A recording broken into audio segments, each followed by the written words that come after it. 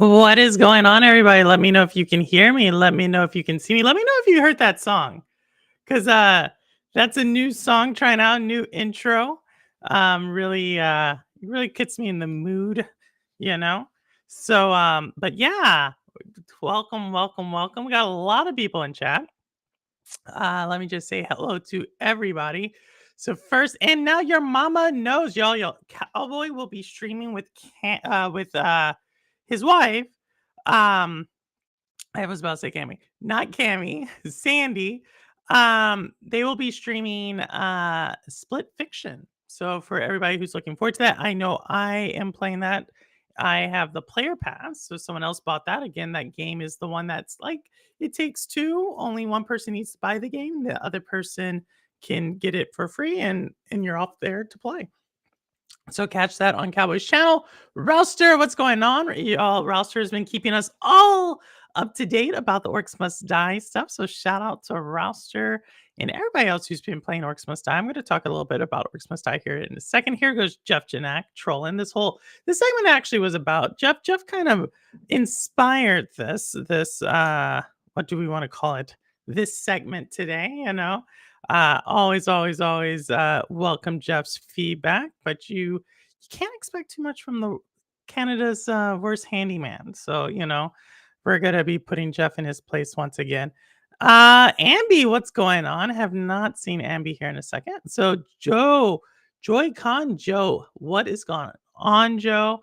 Joe, if you're like me, you are very, very upset about what's going on over there at the VA, but we'll talk about that maybe. I see Rouster Wit. What's going on? Oh, B Rose Kenobi. Thank you. What's going on? What's going on? I did nothing. Ho ho ho. Yes, Meg is also streaming it tomorrow. Awesome. Who's she playing with? Curious. There's a new patch, but no content yet. But I heard, oh yeah, they didn't say any maps, but they did buff Harlow. I saw that. Harlow was doing well.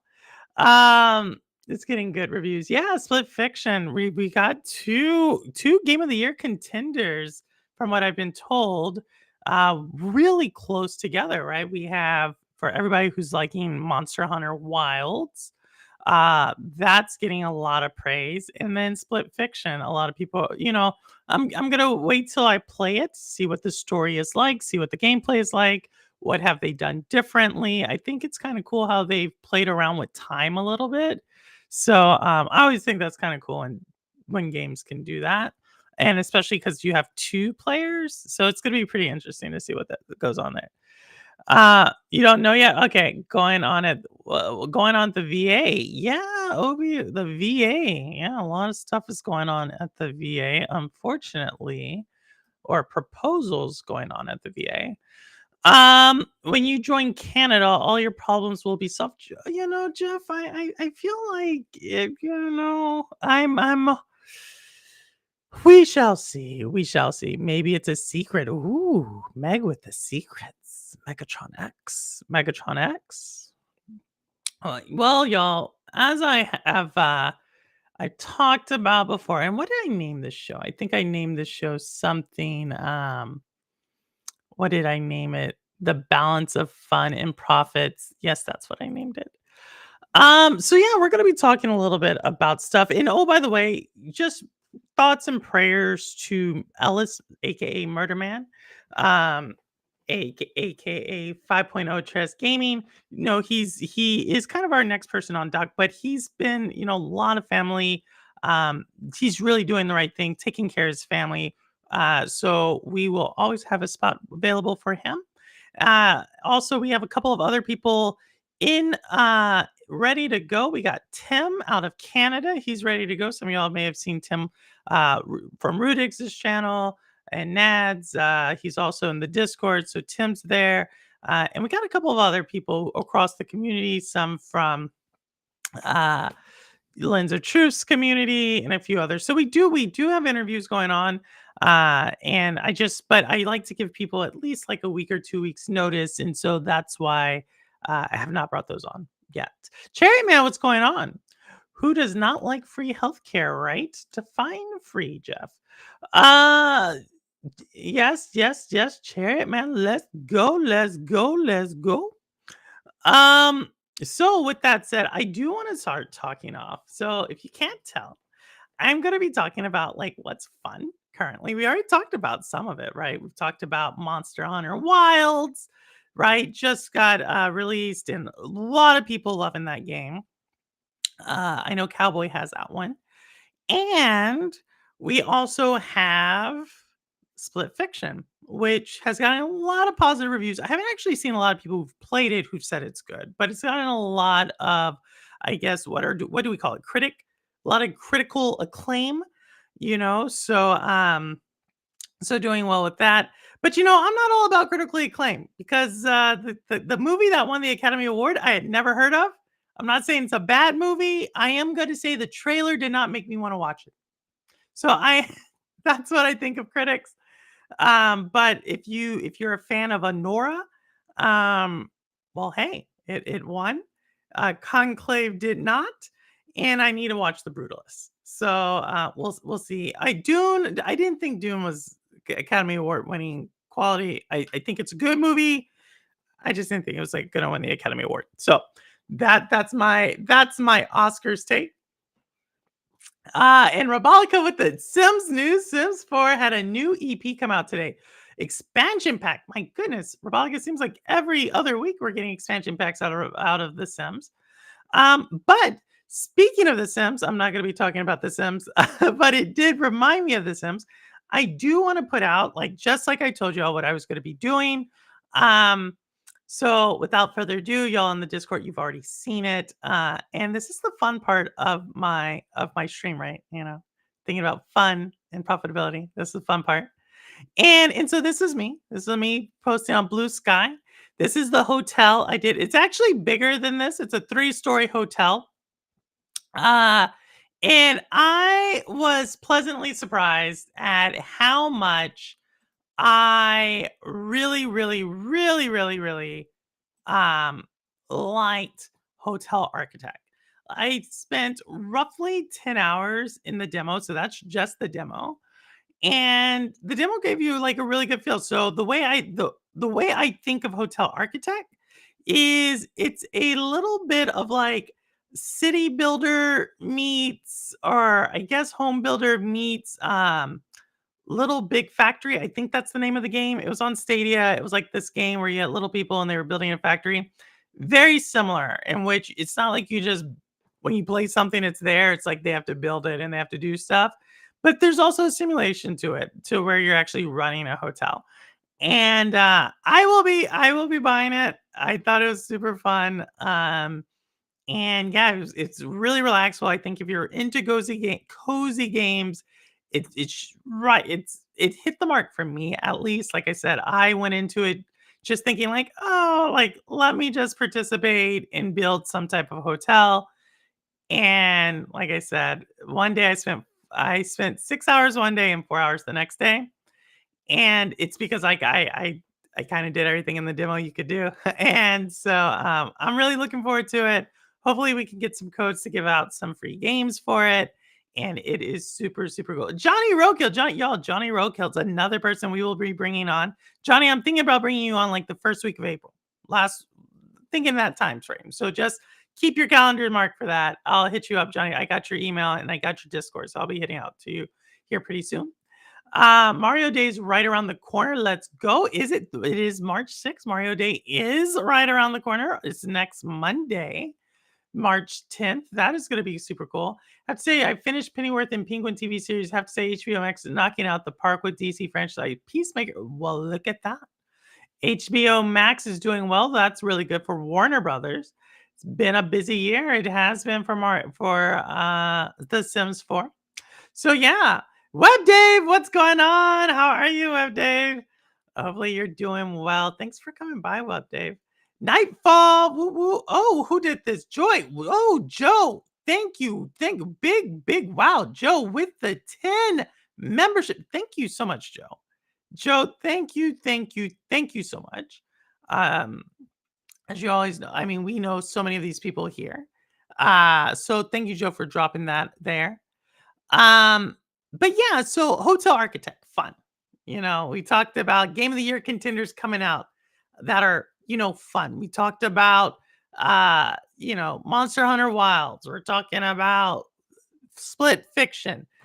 High things, high praise, fun, you know, and we got a couple of different game trailers here, right? That I do want to show off that will be about fun. Like I want to do my part to show that there is a lot of fun going on. And so I want to start off with a game trailer that went under the radar for me, at least. I did not see this. Y'all know I love these types of games. I did not see this one, but I do want to showcase it because y'all know I love pretty games. I love art games. I love games that are just like lots and lots of just unique visual styles. And without further ado, let me know if y'all saw this one. If you didn't, it is already out. I know I missed it. But let me know if this one's something you would be interested in. I know I am. So again, segment of this part of the show is all about fun.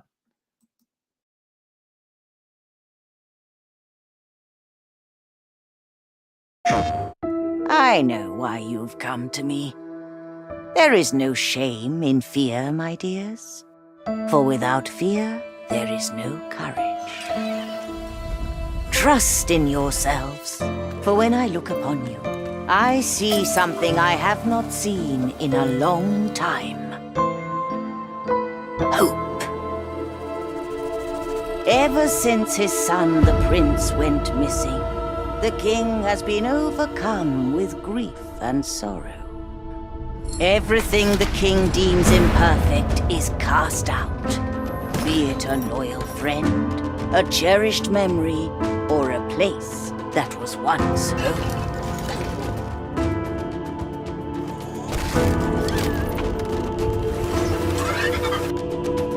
And yet, this is not how our story ends.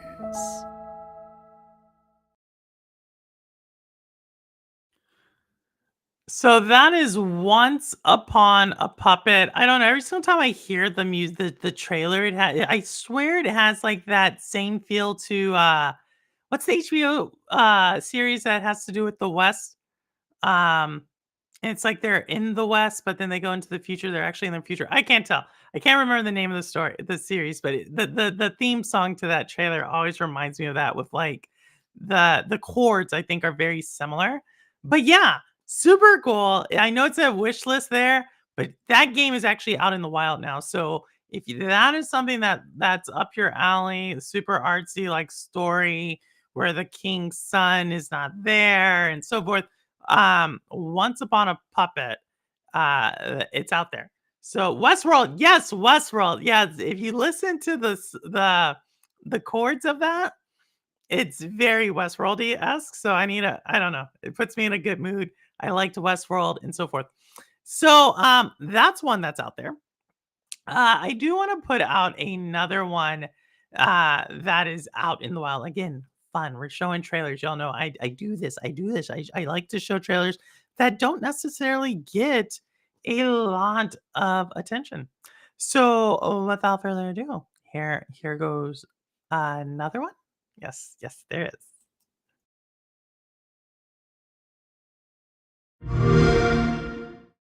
Agents, the infamous crime syndicate Vile is back, and worse than ever. They've been stealing the greatest treasures from around the world. The Acme agency is overwhelmed. We need help. While we might not like it, we need Carmen Sandiego. To stop Vile's army of thieves, we need the world's greatest thief. Given her criminal past, we may not trust Carmen Sandiego, but her skills are undeniable. She will track Vile to every corner of the globe. Investigate the scene and interview locals. She will connect every dot, collect every clue. She has a toolkit unlike anything we've ever seen. She can get in anywhere and get out with anything. We're up against some of Vile's most dangerous operatives. Paper Star. fast Eddie B. But with Carmen on our side, we might finally have the chance to take them down. We don't have a moment to waste. Carmen Sandiego, are you out there?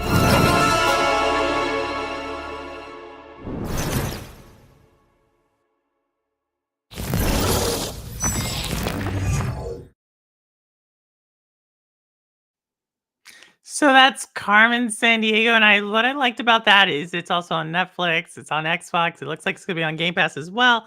So Carmen Sandiego, I think we've talked about it on the show before.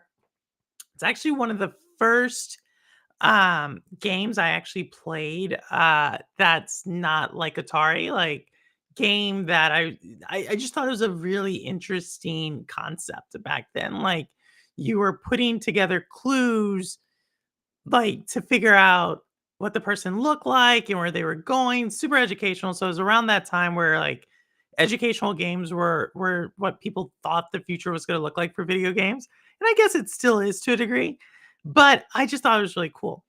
I don't know how I feel about this game now, so I'm not gonna be totally like, "Oh, it looks so amazing." Yes, Carmen Sandiego Windows 98 was actually my favorite Valkyrie. Where you could, like, pan around, and it was, like, 3D, or what back then was 3D. That was a cool one. But yeah, and then they had one, like, even before that on MS-DOS, that was super cool.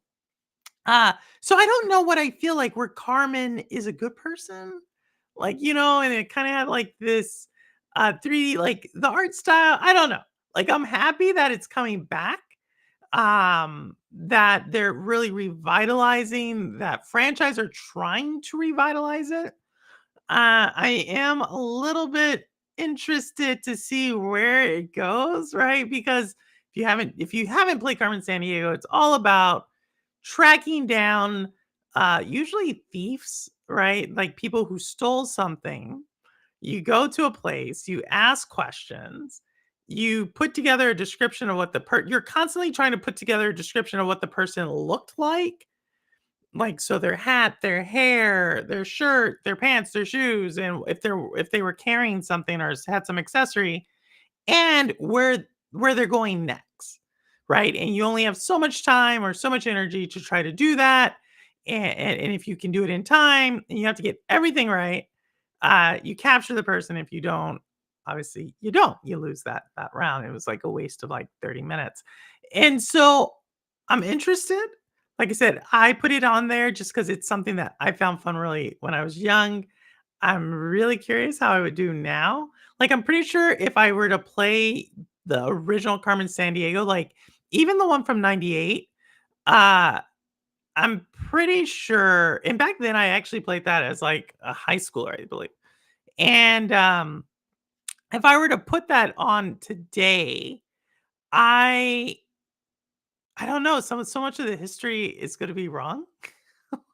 You know what I mean? Like, I don't want to talk about world events right now, but I will and eventually in a second. But yeah, I don't know. Fun. Fun. This is the segment of this part of the show. But y'all let me know. Let me know what do y'all think about that. Is that something fun? Is that something you will maybe want to play? Wasn't there a fox called Carmel from Sly Raccoon? Ooh, maybe. I didn't play Sly Cooper. Um, Hey, Crow, what's going on? Kermit the Fox tracked down Sly Raccoon. I'm sure it was inspired. I'm good. And Split Fiction is honestly a best 10 for 10 laughs and fun with friends. Awesome. David Wilson's playing it. David Wilson's telling us what it's like. Thank you, D. Wilson. So that is a plus for it. Carmen Sandiego from the 80s. Yeah, it was a TV show as well, right? TV show, Gumshoes. Anybody tells me that it's woke because of who the chief detective is, I'm going to throw something at them. But yeah, we had the F encyclopedia on our computer desk and it opened to flags of the world. Oh my goodness, even flags are different nowadays. And who was it who was telling me that they learned flag decoy? Decoy was telling me you learn flags through I forget, he was playing some game. He was telling me you learn flags through that. But yeah, fun, fun. Carmen Sandiego, fun. Ghosts are a tale of a puppet fun, right? Things that we haven't seen, things that are out there, things that bring us fun. All right. Now, here goes another one. Here goes another. I got one more, y'all know. I got one more. Now, this one is another one that came out. Someone else was super excited about this, and it looks like something I would maybe want to get into. We'll see. We'll see. Hey, Jesse, Jesse, you got it. You got it. Someone gifted you a sub. Joe did. So, hopefully all is well, Jesse. But here we go. Here's the next trailer.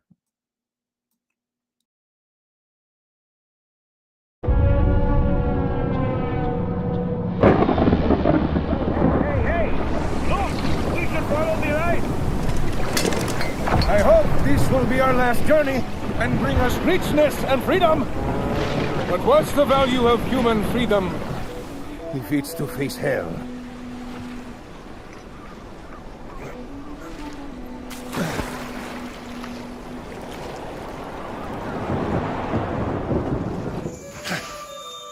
This way.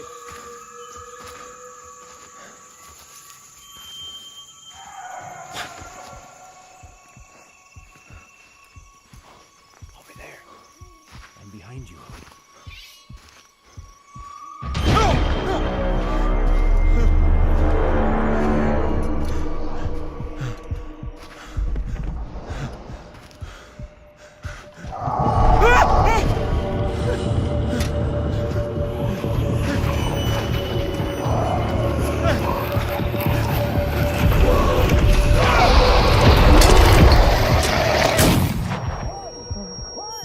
What the hell?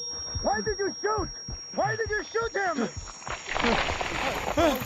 Prince, in the Lord's name. There's another one. Yeah, I got this. Gurman, I need help. Where are you? Coming. It's here. Whoa, what is this thing? Oh, no, no, no, no. I scared me. I'm sure they're about to attack. Yeah, for sure. Oh my God, what's this? What the hell? Yeah, crazy. I'm coming to help. I need backup too. Guys, I'm lost. Where are you? Oh, not again. I can't hear it. Why did you do that? Ah, sorry.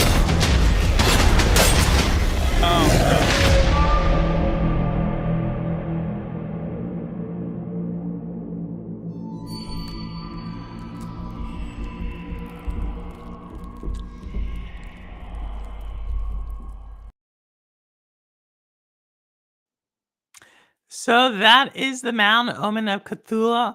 I don't know Cthulhu, Cthulhu. I can never pronounce that word. But yeah, that's another one. So if you notice, I've kind of given you like the things I think are fun, right? I've given you something uh from my nostalgic self. You know, when I think Carmen San Diego, the original one back from like the 80s. Uh something from that, something to bring out the funness from my childhood. When I think about what I love about games, I've told you all this many times. I love games. I love the art form. I love the medium. I love the stories they tell. That is what we saw with Once Upon a Puppet, right? Something that just is super unique, telling a story. And in my opinion, stories are where lessons are told, are found. And we've been telling stories throughout time, and I am still like a really uh I don't know, it just brings me again just so much joy to hear stories. So something beautiful, something from our childhood, something about storytelling. And then finally, the last game I just showed you, that was alpha footage. It is launching later this year. Obviously, we know that might go into next year, but we saw another gameplay, and that was a co-op game. So if you did not know that, the Mound will be 4-player co-op, and where you and a group of friends kind of go out and you're exploring and doing stuff. I believe it's going to be very similar to Hunt Showdown, just from the looks of it. Uh, that's my take on it, but maybe I'm wrong. Also, if anybody ever wants to play Hunt Showdown, I do want to get into that game. But yeah, again, I think fun is things that take you back. I think fun are things you do with your friends, and for me, fun is also just exploring really unique art and telling stories. All of that is fun. All right, to me. Um, I think I'll skip Cthulhu. Ravalik, I know it's not your type of fun. Are you showing anything from the Namecom Connect today? I believe that one came from Namecom Connect. I believe that one did, Jeff. So now I need to find our four friends. Oh my god. Yeah, well, or three. I think it's four-person co-op. So those things are fun. And we're gonna continue to talk about fun. Like I think fun is a interesting thing because different people find different things fun, right? But we are dealing with the gaming industry, and I do talk about business. And if you read between the lines, I'm actually talking more than just gaming and business, but y'all already know that.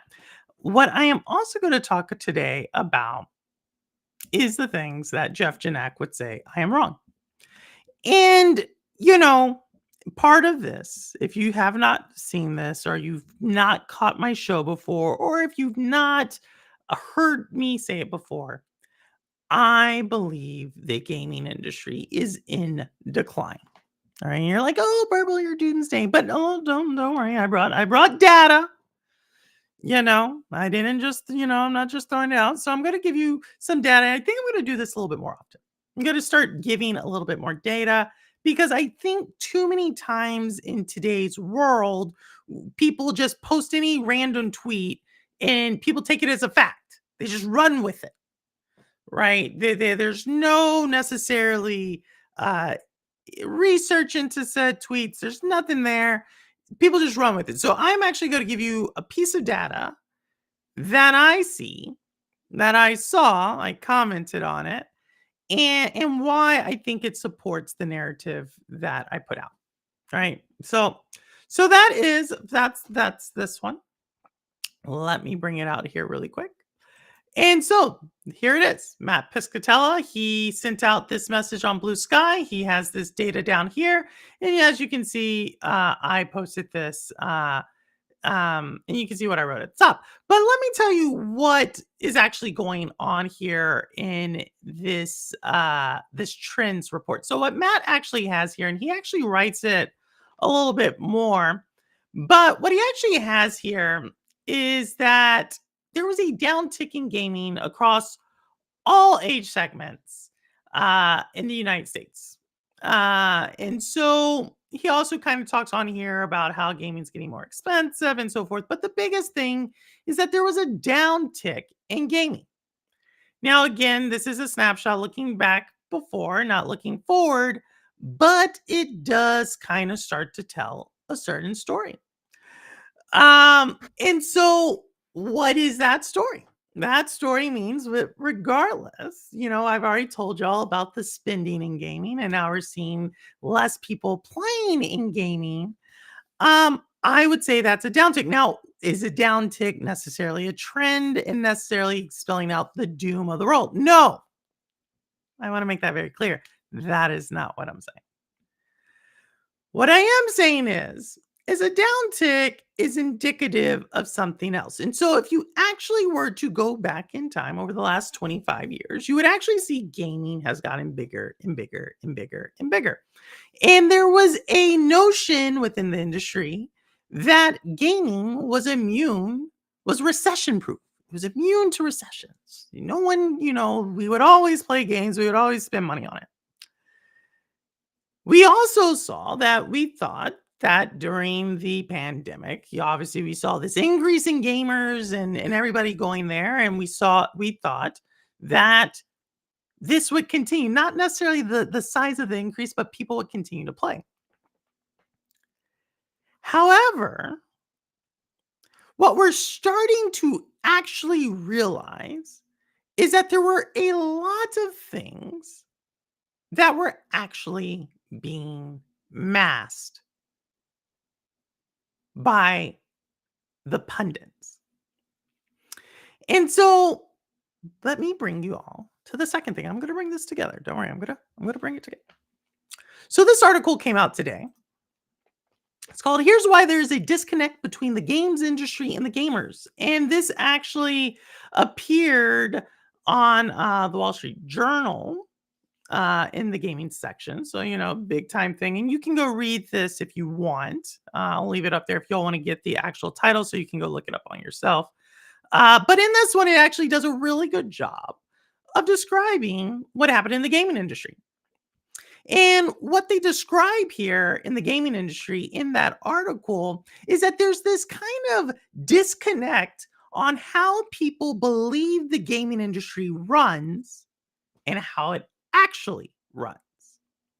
And a lot of people believe that if a game does well, people will buy it. The game company will use that money to then invest into another game, and people will buy that. And this is like kind of this thing where good games do well, bad games do not so well.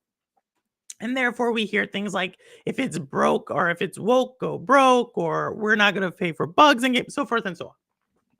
You name it, right? Hey, Cammy, what's going on? Hey, Shaddai, how's it going? And that's actually false. And you can go on, you can read the article if you want. And the truth of the matter is that's how it worked around the PlayStation 2, Xbox 360 / PS3 era. That's kind of the model that worked, right? A lot of games out there, certain games do well, certain franchises do well. And then those franchises take off, but there's also other games that don't do well. And that's why I think it's super cool when I tell stories about people's gaming history, because if you notice, a lot of the people who come on to the show, they'll tell us about games, and some of those games resonate with us a lot. We played those are in our libraries. Other people, they'll say games that we've never even heard of. We're like, what? And it's in someone else's library. And that's not coincidence. Because at one time, we used gaming and people would put money behind many different titles because it was actually cheaper to make games. And therefore, people would take risk in making the game. And then therefore, they would try to figure out what worked. That's where we started getting certain types of gameplays, certain types of franchises. And we also learned what didn't work. And that's why so many of the franchises that actually are still around today actually originate from this period. Not all. Obviously, there's exceptions to the rule, but many. Well, somewhere around the Xbox 360, PlayStation 3 era, games started functioning a little differently. People wanted the big hit. And in order to fund a big AAA game, companies started turning to other means to fund the game. And this is the thing that people don't realize, because for the most part, this part of the industry is very invisible. That's why when people start talking about how much a game sold and how much it is and how much it did this and whether it's good or is it going to be a success, it actually doesn't tell the true story. If you've heard me before talk about things, games are actually funded and the roadmap is built 4 to 6 years before the game launches. And so you might be asking, well, who funds that? Who does that? And the truth of the matter is, the person who does it is either really, really wealthy individuals. Annapurna Games is a great example of this. Or venture capital, which is also a bunch of really wealthy people who pull their money together and then go fund something. Or private equity, who is another group of people who usually are really, really wealthy people who pull together their money. They take out a ton of debt and then they go buy a company. They go cut it all up, take out all the fat, and then they go sell the company back, taking on the profits between what they bought it for versus what they're selling it at. These are the people who have been funding games over the last 10 to 12 to 13 years. Hi, how are you doing? And you see, so when we were actually spending money on those big AAA games that everybody wanted over the last 10 to 12 years, we weren't funding the next game. We were funding the return on investment to these investors. And this works, right? This works as long as the game companies who had filled up their pockets back during the Xbox 360 or 360 era slash PS3 era, right? A lot of the companies think Ubisoft, right? Used to think about ABK. We talk sometimes about Take Two Interactive. We talk about EA. These companies who have filled up their pockets were making money hand over fist because they were bringing in way more than they were spending. Well, over the last few years, specifically the last decade, what we see from this is a lot of these companies have been running through their cash reserves.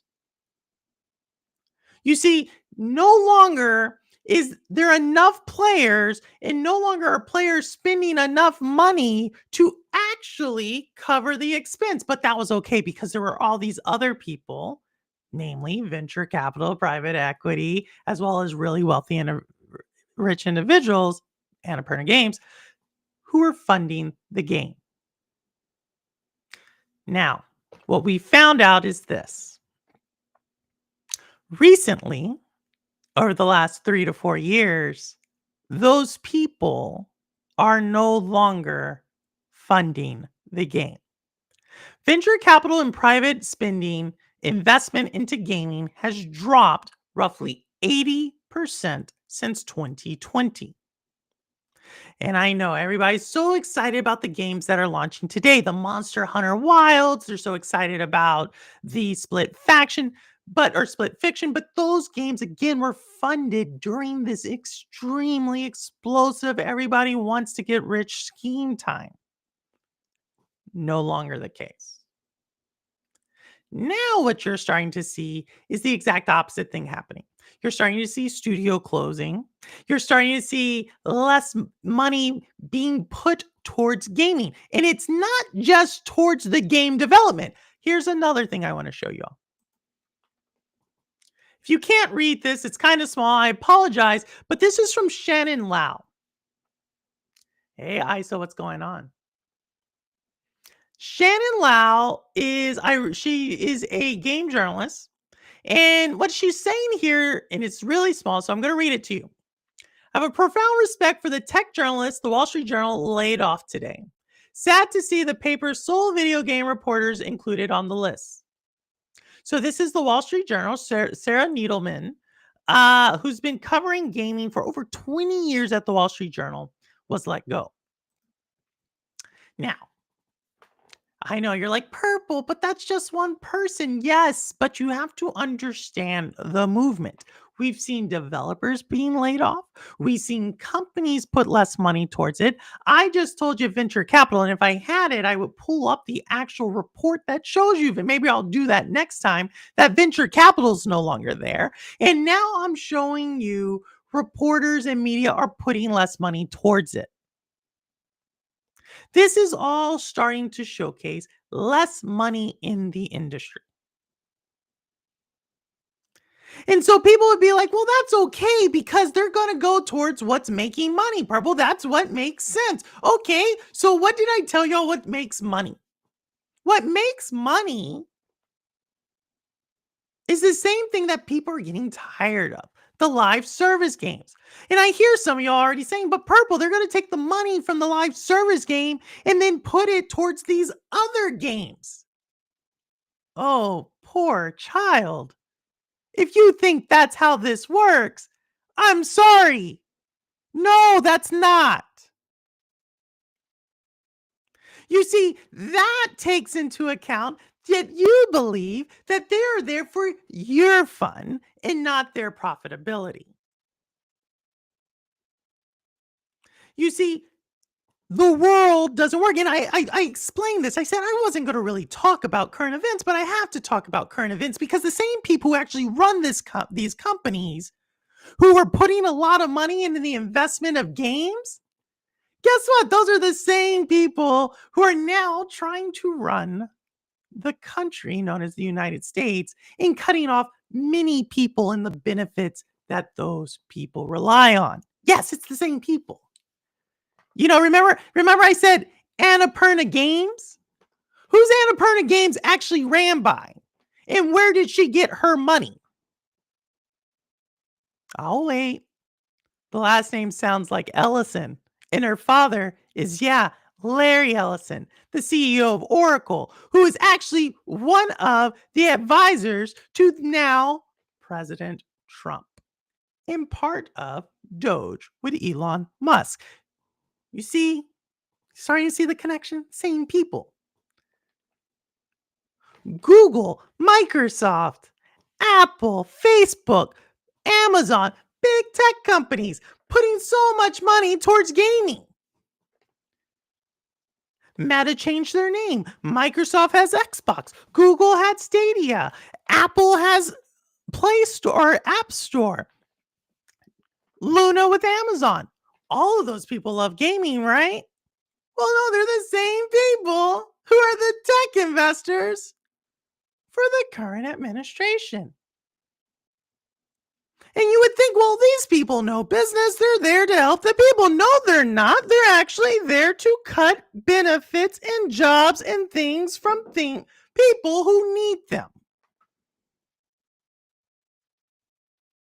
These are not people who are there for your fun. These are not people who are there that are going to say, let's continue to invest so that you can figure out what you want. These are people who have already decided who are the winners in the gaming industry and who are the losers in the gaming industry.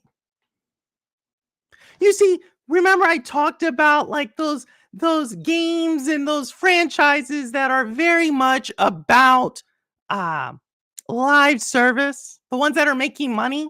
Like, there's a couple of them that are making money right now. And you're going to notice they don't really change much. Those are the winners. The games that aren't the winners, the ones I just showed you. No one's talking about Carmen Sandiego. No one's talking about Cthulhu. No one's talking about the puppet game. And you want to know, well, you're like, well, Purple, those aren't good games. Well, you know what? You want to know why no one's there? Because they're firing the people who would talk about the game. I had a whole segment on Shades of Purple last year about where there was a consolidation in the actual game journalist market. Connection? That now we don't hear that much about it. We only hear about the big ones. Not saying that those aren't fun. Not saying that those aren't good games. But if you heard me before, what actually saw the explosion of gaming was actually during the PS2/PS3/PS360 era. That was the explosion, and the explosion then happened because of innovation. The innovation then happened because companies were willing to take a risk on gaming.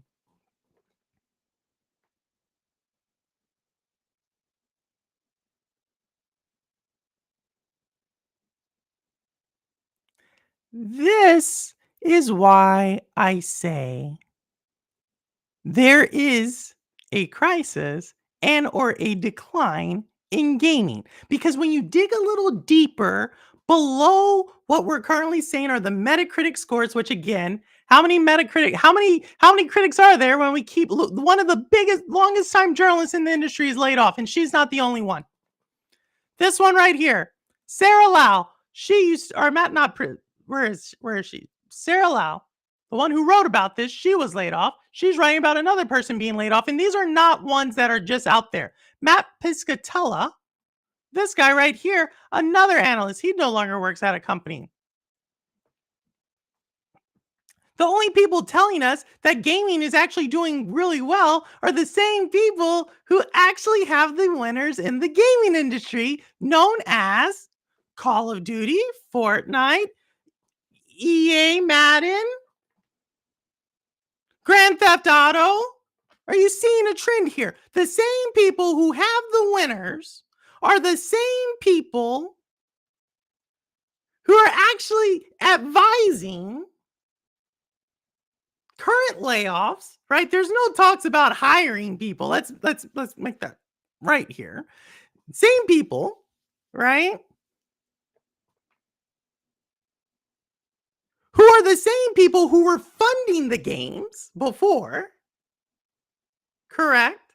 The same people buying up all the games now, sucking up all the oxygen so that there is no other game that can actually survive. And then so we then say, hey, go woke, go broke. So now we're starting to talk about game. We have to figure out a reason why the game's doing bad. So obviously it's because a person of color or a woman created the game, not realizing that women and people of color actually created the games industry as we know it today. Again, if you think I'm talking about gaming and business, you're right. But if you think I'm talking about something else, you're also right.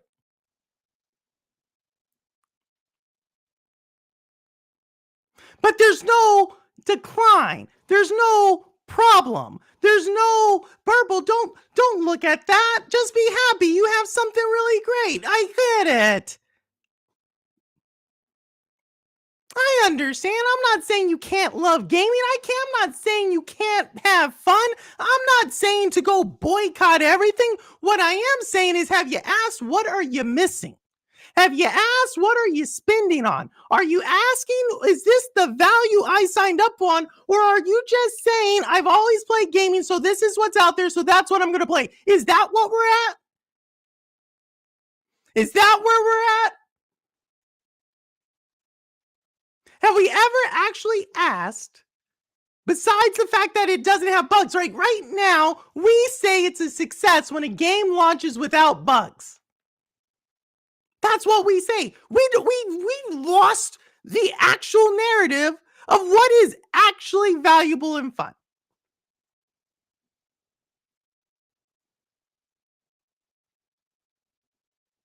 This is what I am talking about. This is actually where I dig into. It's not to say that there aren't games again. It's not to say that there aren't Game of the Year winners. It's to say, how sustainable is this? You know, history is littered with examples of this.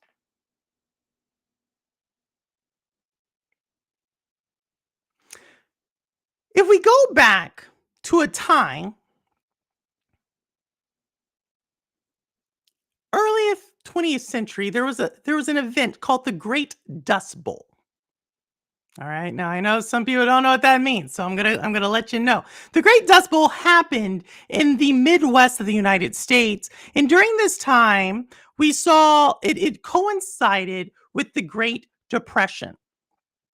And part of the issue was that in the Midwest, there was extreme drought and a lot of dust, so much so that there was no crops that could actually be grown. If you've read the book Grapes of Wrath, this is actually described in Grapes of Wrath. But right before the Great Dust Bowl happened, there was a saying that said if you plow it, the rain will come.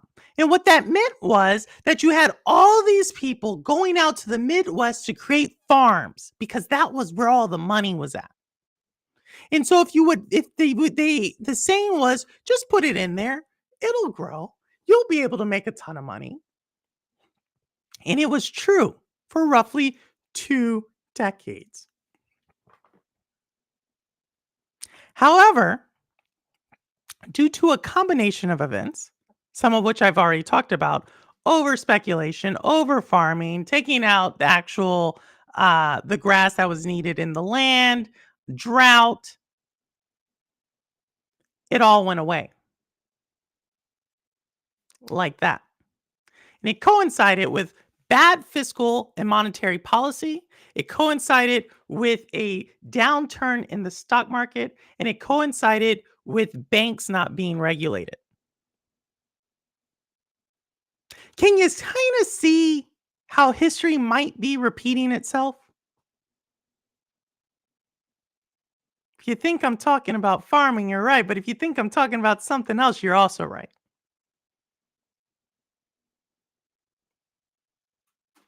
Again, over speculation, layoffs, getting rid of all the people with the actual expertise in the gaming industry, monetary policy, downturn in the market. Oh, by the way, the Great Depression, high unemployment. What's going on now? Lots of unemployment. Only being masked because the tech industry did so well over the last decade. But actuality is now we see layoffs there too. You see the similarities? I'm not here to say that there won't be games. I'm not here to say that you won't be able to have fun. What I am here to say is that there's something that's not right in the system. You know, one of my favorite sports is actually the NBA. I love basketball. Right now, the NBA is seeing a decrease of 50% in viewership. 50% in viewership. There's a lot of reasons to tell you why, or a lot of theories why that is. But a 50% in viewership means that there is less power that the station or the networks have to put advertising on with the games to make money. It's just the way it works. But that's not to say there aren't superstars. That isn't to say that there aren't games being played. And that's not to say that there's not going to be a champion crown. But it is to tell you that actuality is championships, players, and games aren't actually what drives the profitability of the NBA. And that's the same thing I'm going to tell you about the video game industry. Games, players, isn't necessarily just because we have them doesn't mean the system is healthy. It's a similar effect. And that's all I want to bring to you all with this. Profitability doesn't necessarily mean you are having fun. And you having fun isn't necessarily meaning profitability. And the people who are going to drive the decision over here about profitability, I hope you can see could give to you know what, or whether or not you have fun. And it's only going to be a matter of time until more and more people feel this. More and more people see it. For some of us, we are having to work multiple jobs just to produce a game. Let me say that again. Some people, just to produce the game you are playing, have to work multiple jobs. There's other people who have to work multiple jobs just to play the game, but because they're working jobs, they don't have time to play the game. This is a cycle that's going to continue. That's why I don't think anything can change. If you think I'm talking about gaming and you playing, you're right. If you think I'm talking about something else, you're also right. I think we're all adults in this chat, or I like to think we are.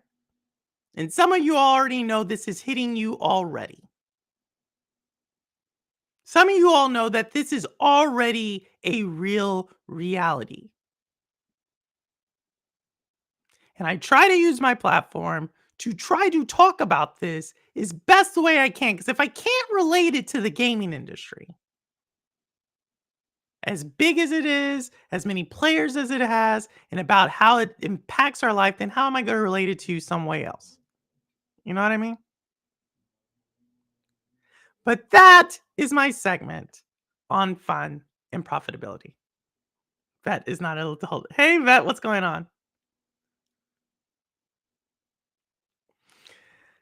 What is going on? Oh my goodness, Rudex is in the house. What's going on? What's going on? What's going on? What's going on? But y'all, that is the show today. That is what I had. I'm going to open up the lines today. I haven't been really responding to chat. It's over here on this side. I try to stay focused on this side of the screen.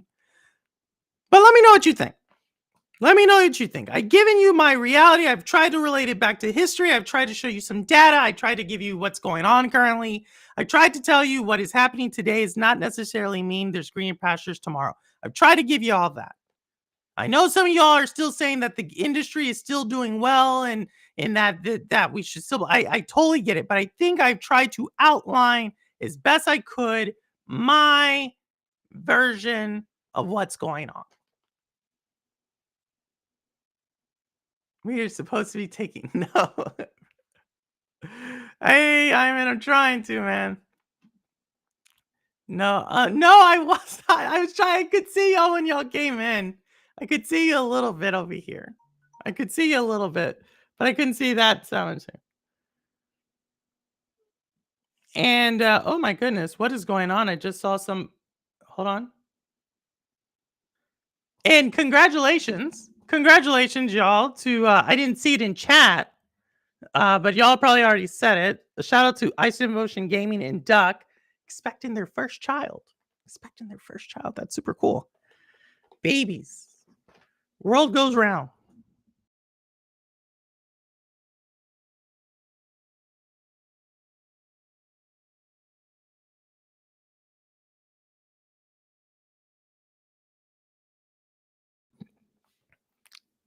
Uh-oh.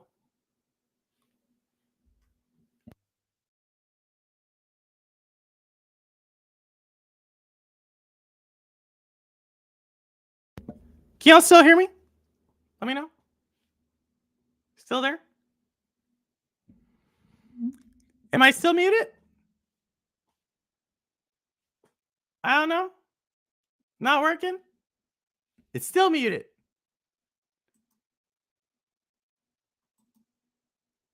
Hello, hello. It says I'm not mute. It's muted? There. Okay. Good now. Okay. Got it.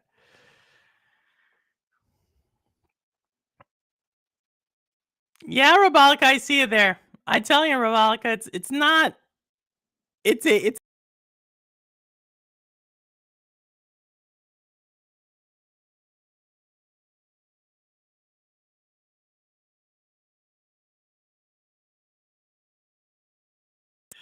but yeah, it's a cycle.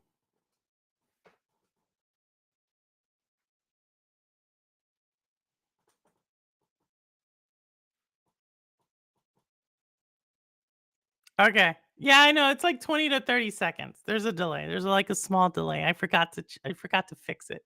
My goodness. Oh my goodness. I don't know what's going on. What? I don't know. Testing 1 2 3. Testing 1 2 3. Random meetings. I have no idea. Let me put this in there.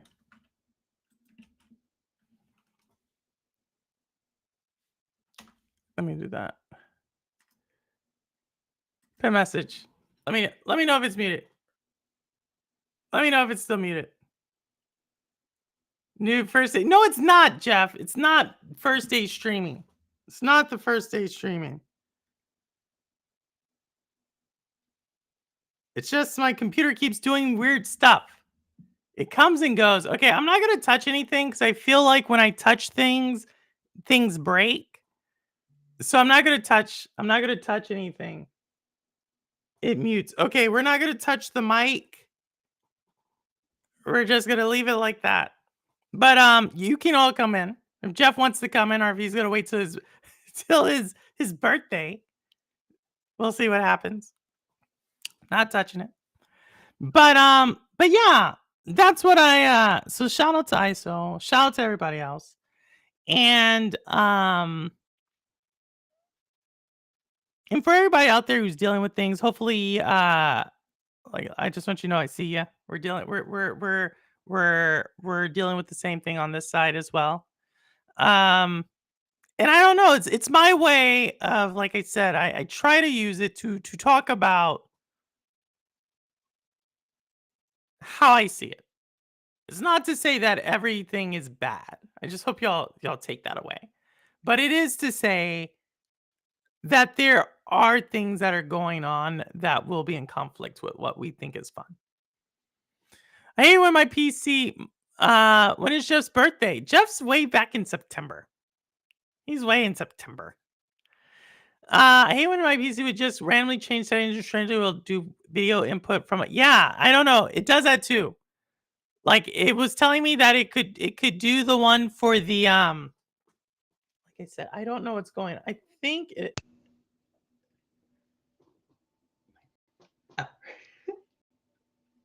it did it again. It did it again. It has to do with this. This is really sensitive right now. I don't know what's going on. Have had some funny moans, Tony, into streams. Rouster, his birthday is the same day as the announcement of State Shane is September. Everybody will remember that. September 29th. It's so weird that day, like, I don't even really remember the day Stadia fully shut down, but I remember the announcement. Like, I think January 18th. I get confused. Is either January 18th or January 23rd, but I don't know the actual day Stadia actually shut down. March 29th. I have a really good friend. Her name is Alice. Go ask Alice. And her birthday is March 29th. And that's how I remember you all's two birthdays. Your mic changed. My goodness, again? I'm trying not to, y'all. I'm trying to get it to stay on the same mic. It should be the same. I don't know. It's making all sorts of funny things right now. It's doing all sorts of funny business. And I don't know why. It seems like the mic is like, I feel weird because I can't touch the mic. And I don't like how it's like right here. Like it's a little too high for me at the moment. So yeah. Or my wire might be loose, but I tried to tighten it, Rouster, and it doesn't. But the sound is different. You have audio dropped. It's coming. It's because it's coming from here. That's what it just told me. Audio coming from the. No, it's not. I'm on my PC. Hold on. But let me bring someone in. Joe, what's going on? Hey, what's up, Purple? How are you? Hey, I'm doing all right, Joe. How are you? Same. I'm doing all right. Oh my goodness. Oh, Joe, you're a game dev. Tell me what you think. Yeah, I know. I mean, there's a ton of truth in what you're saying. So, like everything from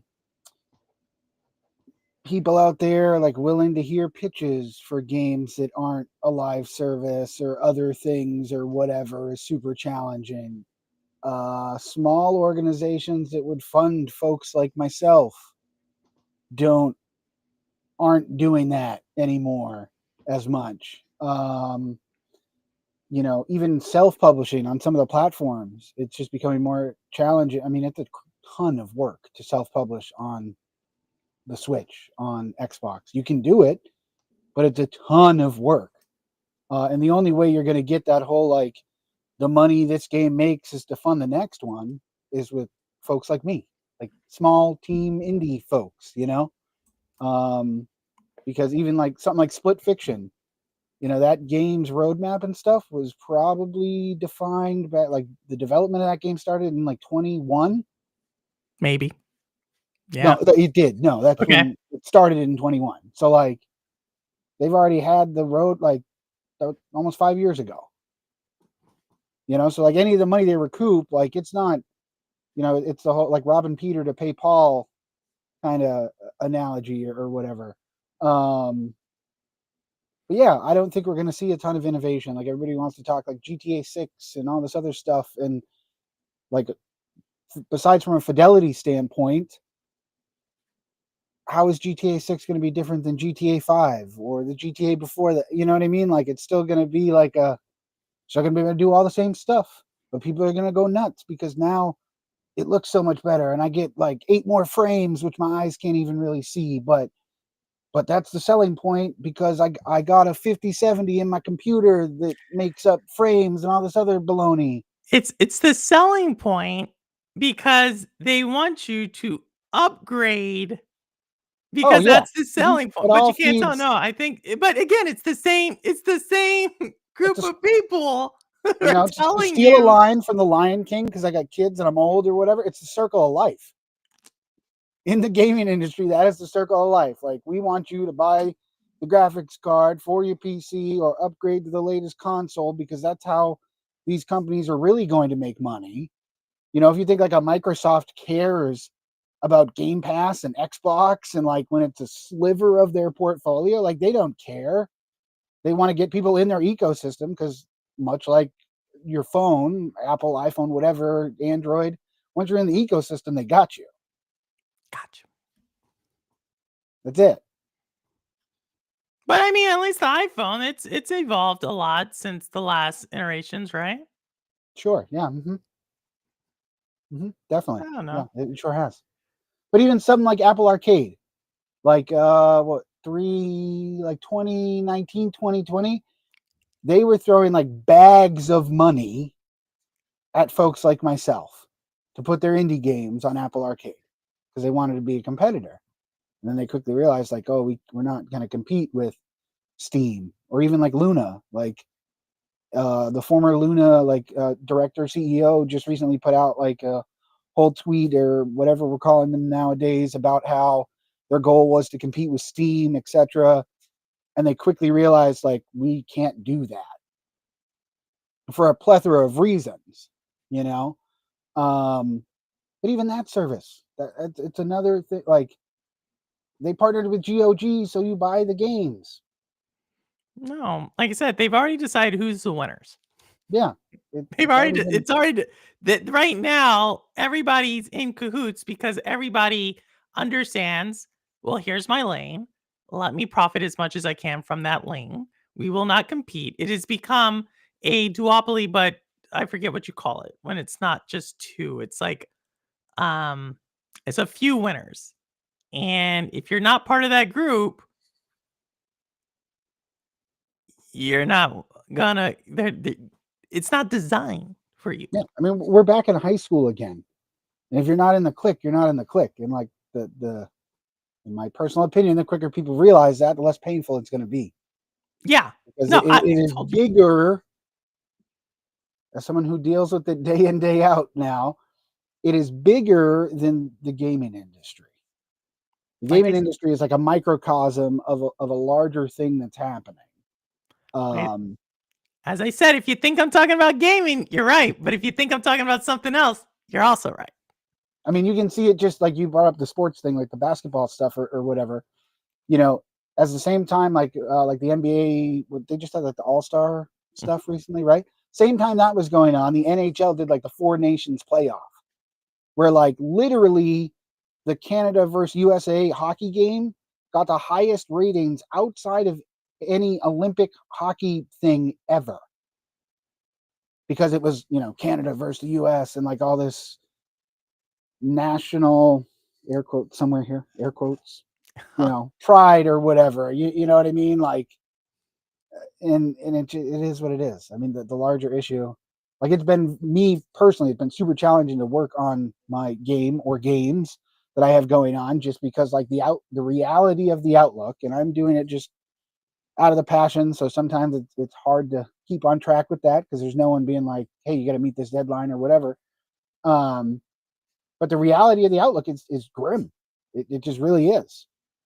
Unless you get lucky, and that is what it is. You're like a Balatro or whatever, and you're just a dude who throws a game out there, and you get lucky, and it gets picked up by like the right people once again who are in certain positions because they've been chosen to be put into said positions to talk about games or whatever. And that is what it is. It's a crapshoot right now. It's a crapshoot. And I apologize, y'all. Sorry about my sarcasm about the iPhone and stuff. But at least as y'all are well aware, the iPhone hasn't really evolved. So you caught me there. But um, you know, at least like just like everything else, as it doesn't evolve and technology continues to grow, it becomes cheaper, right? So we've seen cheaper iPhones, I'm sure. And Hmm. even if not, I'm sure that if you have an iPhone from like 6 years ago that looks a lot like the iPhone today, I'm sure it works. I don't believe that they're actually like not working, right? Or are they forcing you to update the phone. I You all let me know. Don't answer. Sounds a whole lot like a game shipping with bugs. Game ships with bugs, but you need new system to play said game, or Mhm. or And you still cheap buy it. yeah, or cheaper console. And supposedly, we told you at the start of the generation, the cheaper console, you could do everything as the more expensive console. But now there's a narrative out there that the cheaper console can't run as well, and therefore they may have to skip certain games on that console. Mm. If you But get I think a larger thing here plays into, gosh, I don't even know when the episode was. It might have been a month ago you did the episode on Nintendo, right? And if you look at like the big players from a console gaming company, the Sonys and Xboxes and Nintendos of the world, um, you can actually really start to see why Nintendo, like it, dislike it, agree with it, whatever, makes some of the decisions that they do. They may not be mass appealed or mass adopted or whatever, um, but at least in a lot of aspects, they're somewhat in charge of their own destiny. They have to be. You know, I mean, they don't have to worry about like who's backing what or whatever because like you start messing with Mario, we're sending ninjas to your house. You know what I mean? Like they got There's they got their stuff on lock. ninjas meaning lawyers, but yes. Right? Yeah, yeah. Lawyers dressed like ninjas, of course. That's way more intimidating. Like, So and then who knows what's going to happen with Switch 2 and third party stuff, and that's just like another like the expansion of third party stuff because a lot of people don't realize you can play third party stuff right now. You can play Red Dead Redemption on a Switch. You know, so who knows what that's going to look like in the future? Uh, but they're literally setting themselves up to survive through the storm, in my no, opinion. I And it's 100% probably believe. because they're the oldest. I mean, they've been around since the eight. You know what I mean? Like they're the oldest. They have the street cred and the knowledge, and they've lived through the ebbs and flows of the industry. 100%. And Jeff brings up Balatro was created by a solo dev in Canada, meaning the 51st state Canada. But yeah, I think yes, sure, Balatro. They're going to always be the look. That one made it.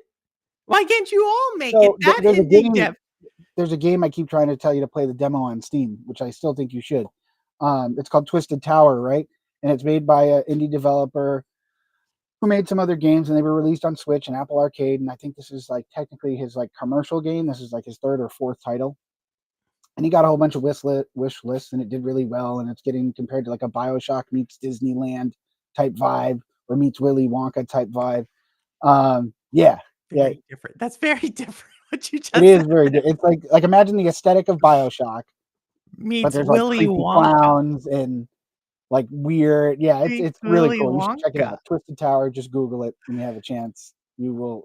I think you would enjoy it because it's got kind of like the first person shooter, but it's got that creepy horror vibe going with it too, kind of. So I think you'd enjoy it. But he's a seasoned developer, and granted, he's got a publisher who his publisher is 3D Realms, so they're like a well-known publisher, and even they had to pull back on the deal a bit and give him like less money because of the outlook of the industry. And he's proven he can cut it. He's not just some like random dude like me in my basement making a game. Yeah. And that just is like shows you like in that little microcosm like kind of what the industry's going as. No, I mean, and Rebecca makes a great point. They did not make it. Rebecca, I'm really hoping that they have Dreamlight Valley on Switch 2, but not so you have to buy it on Switch 2. I just hope that they do that series well. Jeff says USA is Canada's fourth territory. How are my stocks doing? They're actually doing actually kind of well today because I sold, as I told y'all, my Palantir. I sold that in early February.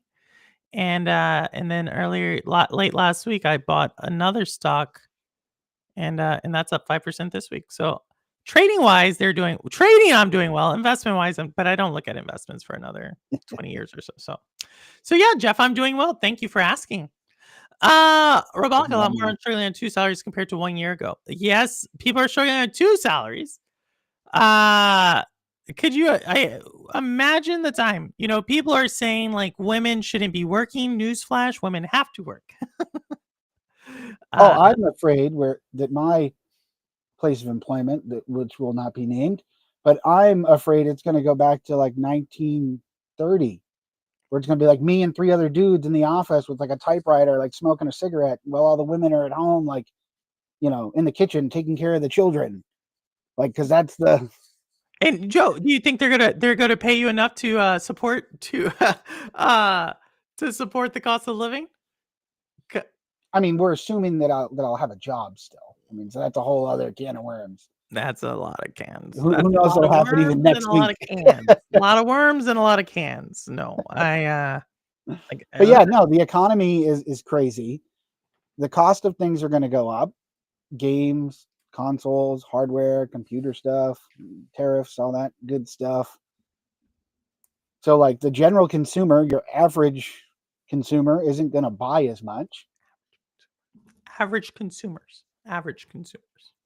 Yeah, your average consumer. Not I am not your average consumer. Purple is not your average consumer. Most of the people, I wouldn't say most of the people, but a good amount of people in chat may or may not be your average consumer. Your average consumer is like my younger brother who's got an Xbox who plays it occasionally with his friends, and he'll pick up like NBA 2K. But like, if I talk to him about like Carmen Sandiego, he's gonna look at me sideways like I'm crazy. Or like my nephew who I can have a conversation with the latest Fortnite skin. How they put, I don't know, Snoop Dogg, or I don't follow it, but whoever they put in Fortnite recently. Fortnite. That's the average consumer. Who's giving my brother a hard time about Fortnite bucks or whatever they're called.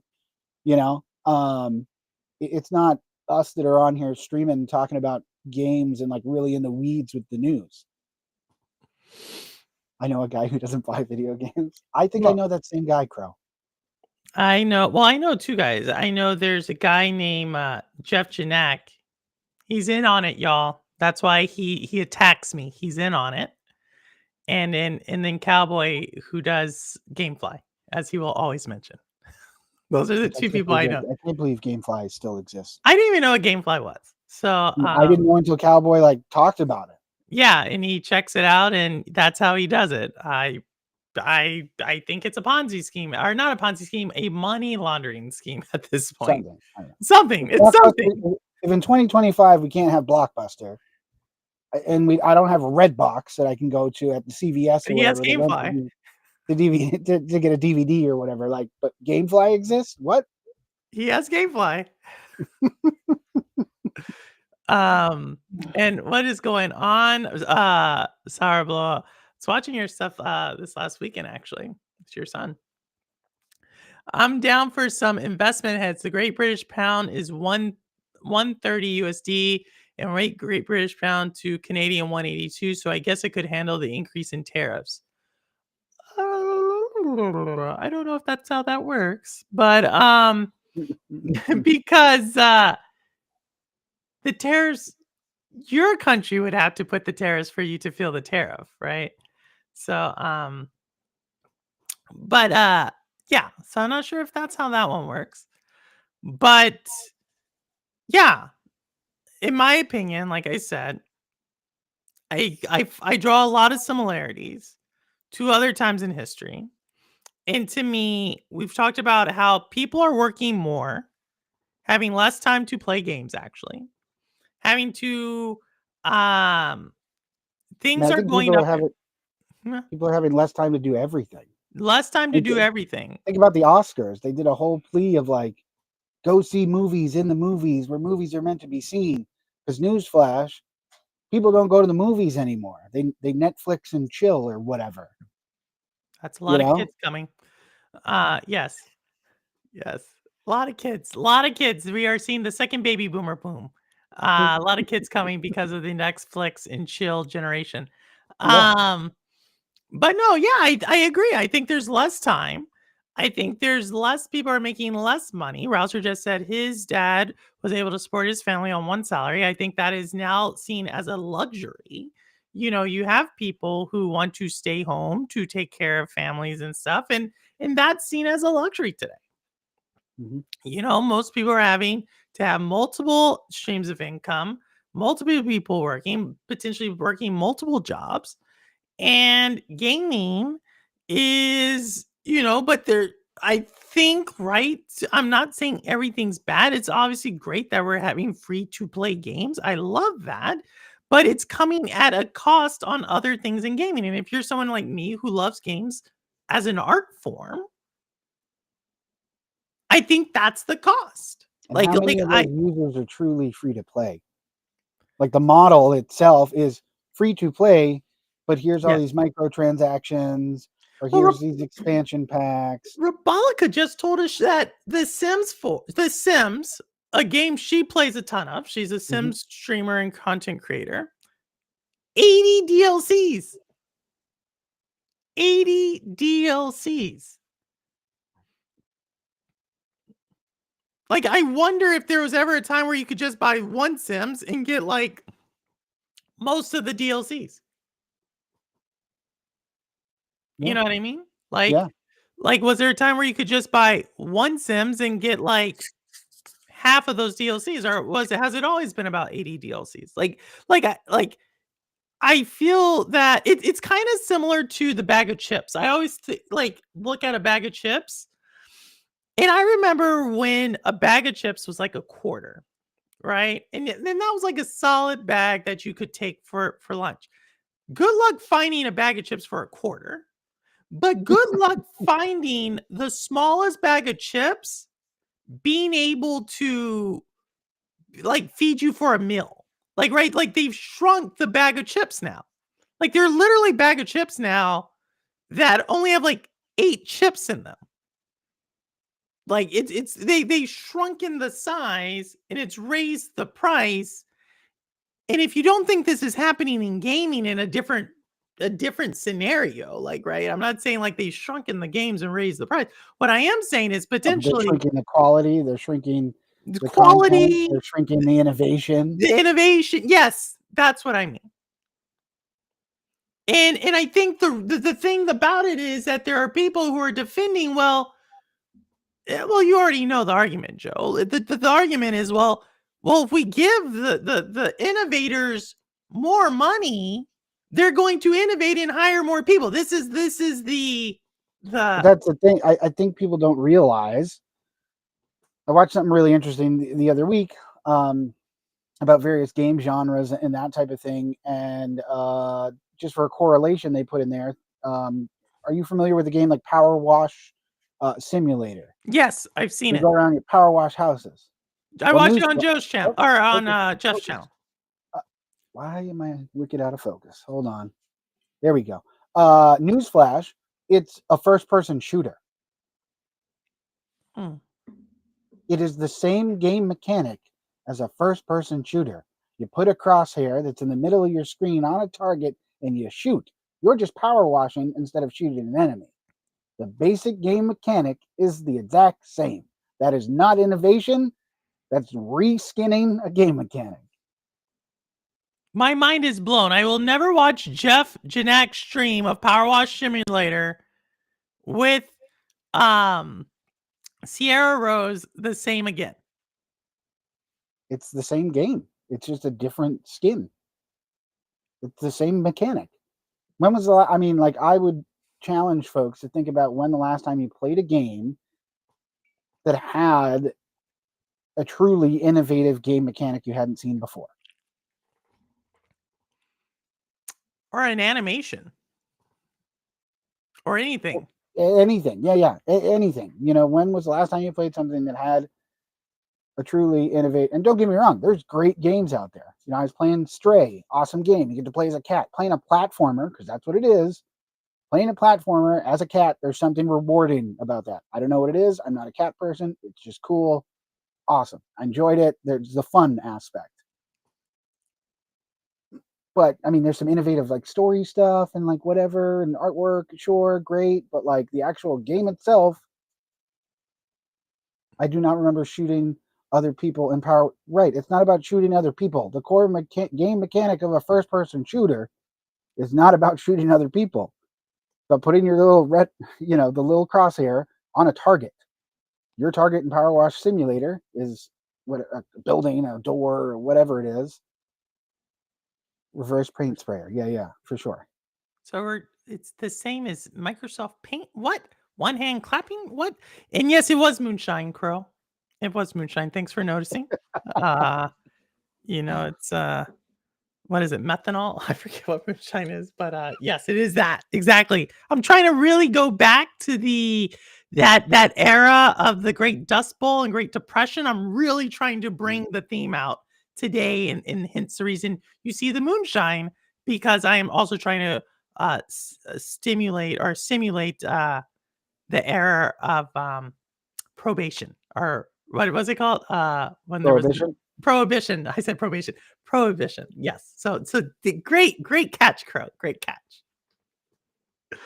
Um that flew over some people's heads. I'm sure of it. Some people are like, "What are you talking about, Pro or purple?" And I'm like, "Yes, yes, this. I'm going with the theme."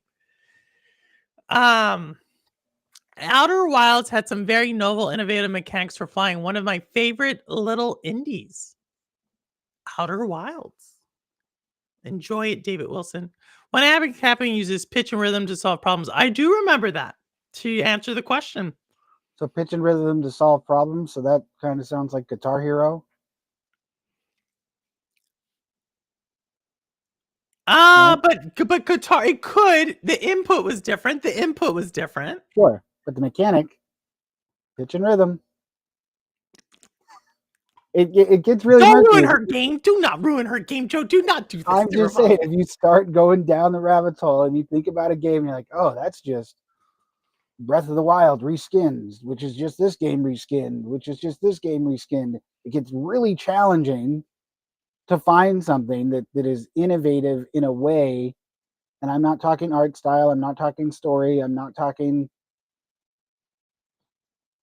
Which, by the whatever. way, all those things, art style, story, voice acting, and so forth, do we think that we're going to get more variety or less variety with the introduction of AI into game making?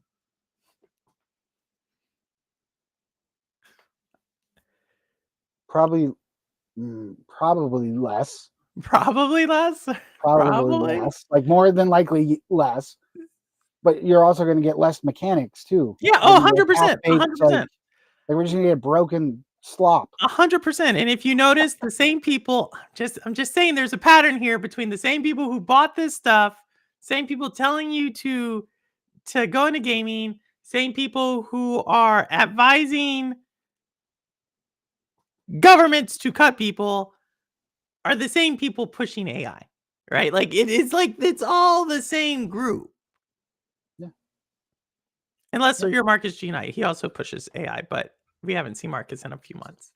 But yeah, like I'm not saying, again, not saying that you can't enjoy games, not saying that there aren't going to be great games coming out, not saying that isn't going to be innovation coming out. What I am saying though is,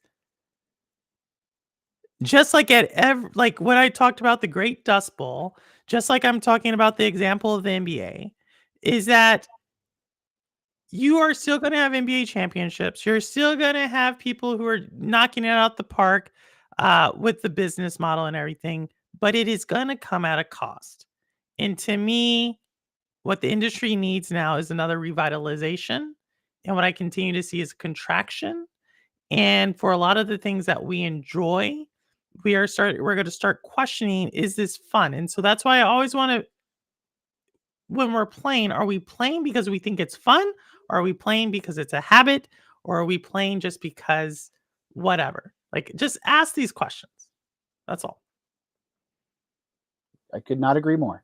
Just ask the questions like that, like, and that's for everything, right? Again, if you think I'm talking about gaming, you're right. If you think I'm talking about something else, you're also right. Like, just continue. Ask yourself, am I better off? Right? That's all I'm saying. A lot of people are promising a lot of things. And for some reason, collectively, it seems like people only have a memory at most of like 2 years. I don't know what it is. I don't know how it works, but it seems like people's collective memory is like 2 years. And then we forget things.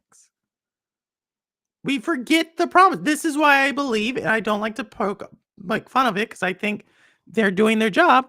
This is why I believe Xbox can tell you the same thing like since 2020, and people are like, "Oh, it's brand new news." It's like, well, they told you this that they were going to do this in 2020, and they still haven't done it. But now I'm supposed to get excited that they're doing it in 2026. No, it's like 2 years is our memory. That's all. I said to her is that Elden Ring Souls is basically just a reskinned, harder Fable. He pitched a fit. I never played Fable. I need to know what that is. Next show is going to say spray paint simulator is the opposite of power wash. Instead of cleaning your painting, instead of cleaning your painting, instead of uh, you could say that, Jeff.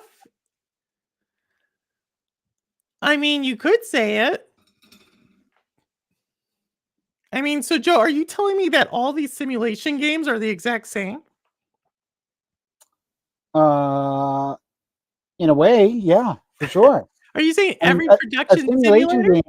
game, they do really well. They sell well generally on Steam, like crafty buildy games. Yeah, You like know, the one I just showed here, the, they sell great because like Hotel the Architect? You're reason telling me that's a reskin? right the reason being they sell great is because humans like to categorize things and bucketize things, and that's what the game plays off of. You're like building a thing over here and a thing over here, and you're whatever, and that like plays off of human behavior. That's why they do well. But yeah, it's definitely a reskin. How's that any different than like what food truck simulator or whatever other simulator or Arcade simulator? right? Yeah. Any of them? They're all the same. How many Vampire Survivor clones, which in itself is a clone of another game, are out there? Like the Horde, fight off the things, upgrade your person, permadeath, rogue light, whatever games. How many of those exist? A ton of them is the answer. No, I think I don't think you're speaking any lies here. No, I again, like this Prison just Architect, good one, Rivalica. was it Prison Architect. There's a game called Prison Architect? Oh yeah, yep. Oh my goodness. Um, yeah, I think again, shout out to Jeff Janak. He kind of inspired this conversation by trolling me on Saturday. I think he does it on purpose. Of course he does it on purpose, but I think he means well when he does it. Um, but yeah, that's where I think like I don't know. And I think one of the larger challenges of this whole outcome or of this whole current flux that we're in, let's say, of the industry as a whole, is it for people like you and I or other folks here in chat that like to create content around games and stuff like that. Um, it gets even more challenging than it already is because you're just inundated. Like if I see one more, and I don't even consume this content, it's just everywhere. Like Fortnite, Call of Duty, whatever video thing. Like that's cool. If you're into that, that's awesome. That's great. That's wonderful. That's just not my bag of chips per se. And but that content is just so flooded out there because once again, it's one of the pre-selected winners. You get a car, you get a car. Just Oprah out here, not literally Oprah. Don't sue me. Um, just picking who's gonna win the rat race, as it was, and the second and third order ripples of that is that there's less coverage. Like you mentioned, for stuff like Carmen Sandiego. Even they just had Steam Next Fest, which I originally was going to be in, and I pulled out because my game's not ready. And I didn't see a ton of coverage on the smaller games that were in Next Fest. And like that's an ecosystem that I'm embedded in, that I like follow. Still didn't see it. Some of the bigger names that were in Next Fest saw a ton of coverage on those. But like little like one man show or two people show or 3-person team or whatever, not much. No, I think like I said, it's I don't know. Some people would say it's competition, survival this is something I was. Some people would say it's the survival of the fittest. And in gaming, again, I started off with this idea of fun because I think fun is different for everybody. And what I'm starting to see things is not so much survival of the fittest. It's not survival of the most It's worthy. survival of the It's not finest. survival. It's survival of the Mhm. wealthiest. It's the That's I what it mean, is. shoot, someone gave Joe a big bag of money to just like not have a regular people job and you know what I mean, and just work on my game. Sure, it'd be done probably lickety split and quick, and not have a bunch of bugs, and not have to be rewritten a whole bunch of stuff so it works on Switch or this thing or that thing or whatever. Um, but the fact of the matter, like that's not happening. So I'm just gonna chip away at it slowly, and we'll see how it goes. No, I totally, yeah, I think I mean, I agree. Like I said, I that's again, if you think I'm talking about gaming, you're right. If you think I'm talking about something else, you're also right. Like who is deserving of who's selected? Why are they selected? And I'll probably do a segment on this in the idea of like who has merit versus who doesn't have merit. And and to me it's like people would say, Purple, you're trying to like shoehorn an idea in there, and it's not that I'm trying to shoehorn an idea in there. Again, I'm trying to use my platform to talk about an issue that I think affects us all in It's called being an subtle, area, folks. It's called being huh? subtle. You know, Trying- you don't need to come out and necessarily say it, but you can say it without saying it. yeah, and try to relate. If I can't relate it to something we all love, then I can't necessarily relate it at all, Mhm. right? And it's my way of trying to push back. We've heard the narrative for so long. Well, seems like for the last several years about, you know, eh, just build the game and it'll be a success, or go woke, go broke, or who belongs in the industry or who not. And I'm really trying to push back against that to say like this is actually what's going on. And any of this other noise in there is just that noise to help distract from what's actually going on. And it's a little too easy now to see what's actually going on because it's the same players who are telling you what to play, the same players who own the games to play, the same players who are telling you to upgrade, the same play. It's all the same people. At least at one time, it was like an independent here, an independent there, an independent like, and you had a little thing, a little diversification. But now we don't even we can't even say the word diversification in the industry without being told something. We can't even call it out. And that is really what I'm talking about. Again, if you think I'm talking about games, you're right. If you think I'm talking about something else, you're also right. Destiny Games had a Google Sheet, a ton of Steam next to it. Oh yeah, no, Jeff, I don't disagree. There's niche media outlets that cover smaller games for sure. But I'm talking like your big media outlets that used to have folks on staff that would cover smaller games. Some of those folks no longer have jobs. So those games don't get covered. Yeah. I think it's the trend, right? I think that's the thing. Like, you're always going to find an example. That's why I said there are companies that did well during the Great Depression. There are still teams that are selling out their arenas and getting packed primetime viewings in the NBA. There were still game parts of the gaming industry that did well during the gaming crisis. There are real estate areas that did well during the financial crisis. There are always going to be, if you want to point at something individually, you're always going to be able to find a winner. I'm not saying that. What I am saying though is what you're saying right now is there is a Google Sheets with a ton of things. Who has access to the Google Sheets? And since when is the Google Okay, Sheet if a I press outlet? focus, Like since when is yeah, that a legit like yeah, press that's release, what I'm saying. press packet? Like that's the thing. At one time, there was like Nintendo Power, Game Pro, there was popular networks out there to do things. There were other publications doing things. You could see it. You had the big showcases still at those big games and everything. You had the platforms all pushing out what is coming Yep. to their game. Now what you have is everybody's kind of playing off the same Yep. sheet of music. Follow And so- IGN on YouTube. Follow IGN on YouTube and let it populate in your feed of subscribed videos, and tell me how long it takes you to get to see an actual indie game. Now, I'm not talking like they're a team that used to work at Blizzard, and like I'm talking like an actual indie game. Jeff, you're making my point for me. They published it on X. Who spends all day on Jeff? X? Jeff, exactly. Who spent that you're making the point? All right, and who does the algorithm favor in X? Either.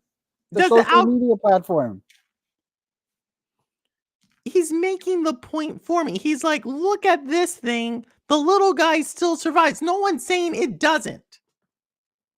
But if you think the trend is going towards, whoa, the Google Sheets that is on X and that Jeff Janak has access to and has so many games is actually the future of the industry, I don't know what to tell you other than, like, continue to push. I've never seen Jeff Janak and Cowboy agree on more things than right now, because they both love to stick their head in the sand and say, don't look, everything's fine. Look, I can get access to it.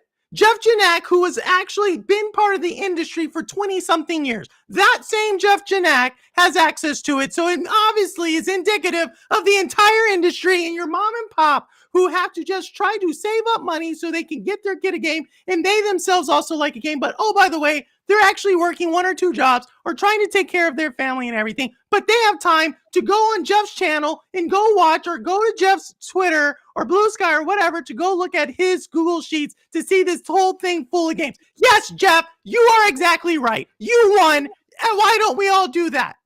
Get the F out of here. That is why I don't want we don't need another stupid state in the United States. Thank you, Jeff. You can keep your country. God, dog. But it was on X, so everyone knows. It's on X, exactly. It's on X, but who Everyone owns knows. X? Like, yes, who owns X? Yep, the dude who I just told you, the same guy everywhere else. You think he's gonna push that as your algorithm? You think that's gonna go viral? Or do you think like the people who paid? It's been proven when you post a YouTube link to a video on X that your tweet, zeet, X post, I don't know what the hell we're calling them, that they get suppressed. It's been proven. Don't tell Jeff that. Don't tell Jeff that. He's going to find a link to a platform that is not what was formerly known as Twitter on X, that it gets suppressed. Don't tell Jeff that. He's going to show us like some tweet where he got like 10,000 views on his tweet, and he's going to say, look, the little guy can survive. I get it, Jeff, but like my comment still stands. Show me a major media outlet, not a social media platform, not some obscure YouTuber. Show me a major media outlet that thoroughly covered and represented the indie games that were present in Steam Next Fest in a quality way. Bad, I am glad I am one. Now I can I don't know if he's saying bad, I am glad I won. Bad, I am glad I am won, known as the Korean form of currency. His name is Jeff.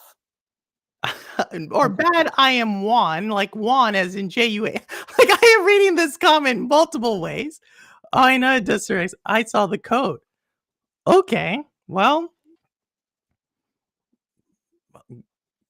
I guess that's a good thing. I don't know.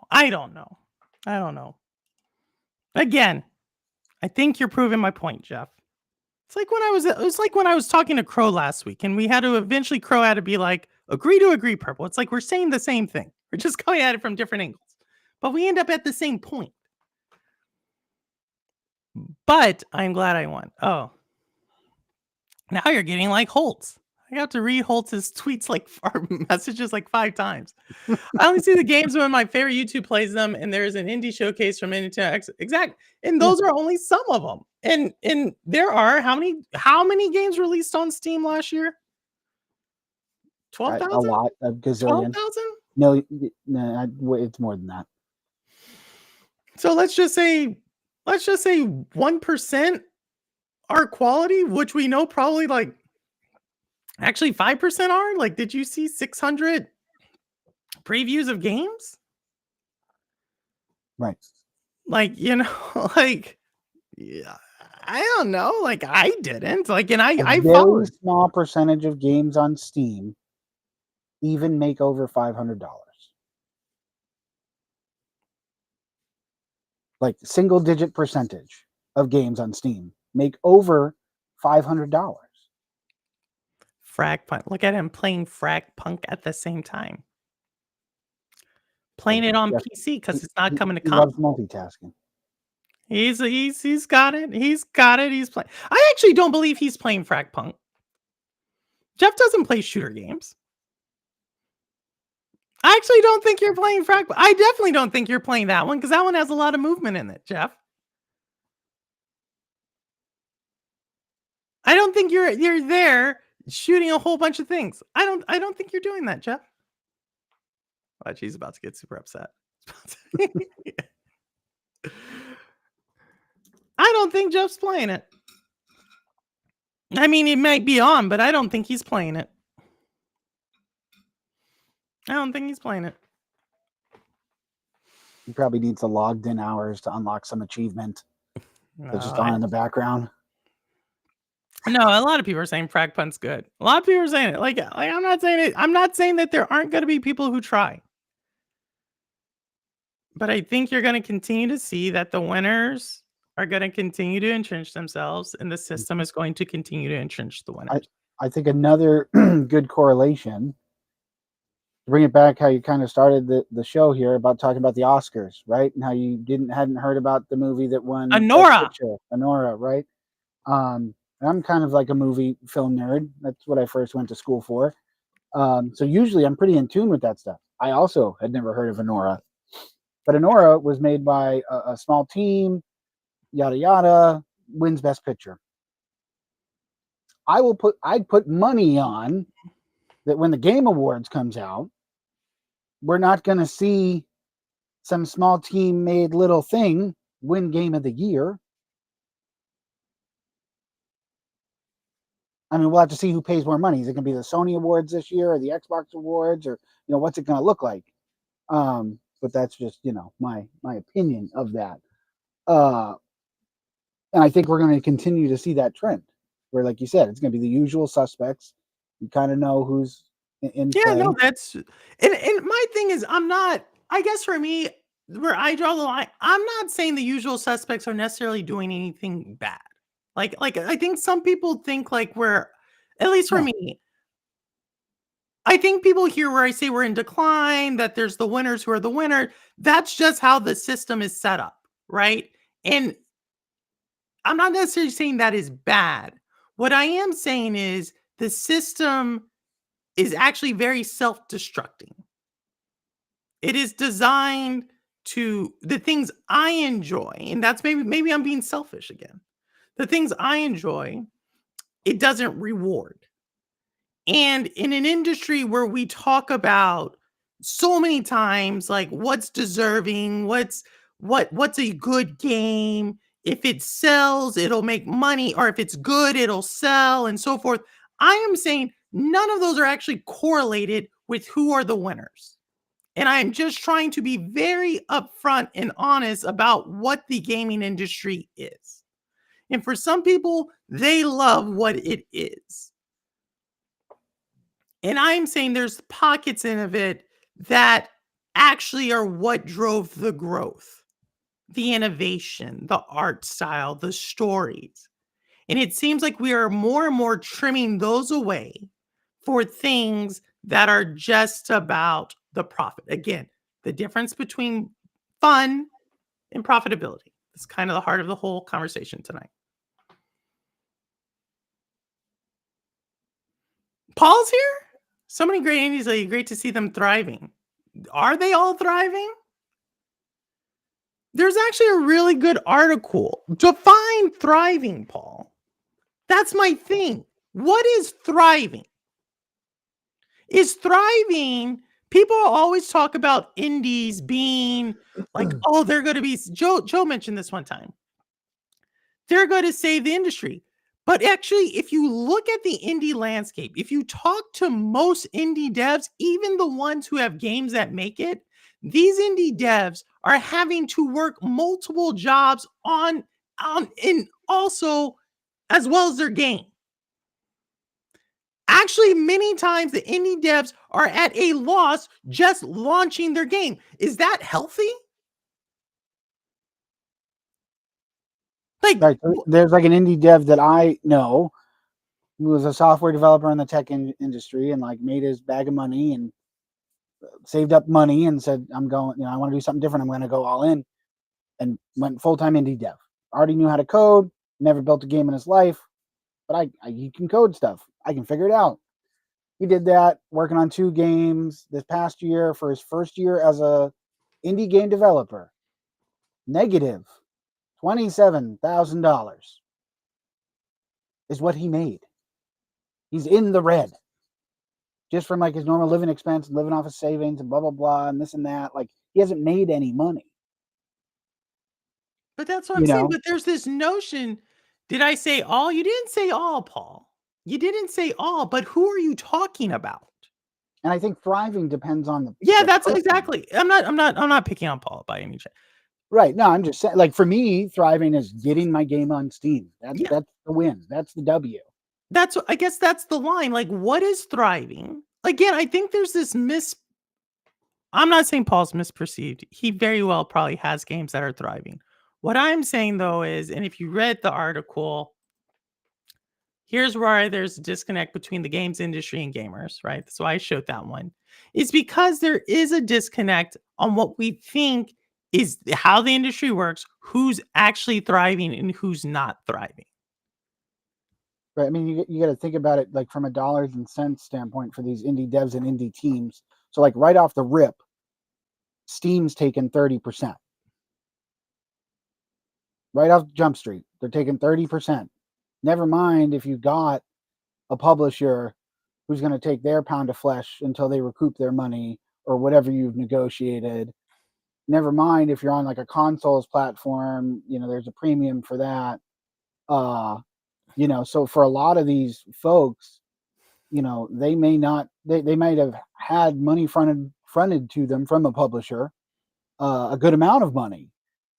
But really, that's for them to make their game. They're paying themselves. They're paying their small team, whatever, and they're not going to see the proceeds from that game until like the publisher gets their money back, or whoever, or whatever the case is, or they sell X amount of copies. Yeah, no, I think, yeah, I mean, I've already said what I said. It's just, I, I just think that there's just like this notion just because we see games now that's indicative of like what's going on, which in reality these things like crises aren't necessarily developed overnight, or declines or something that's unhealthy. Just like when you get sick, you actually don't get sick when you start coughing, right? You get sick like the week before.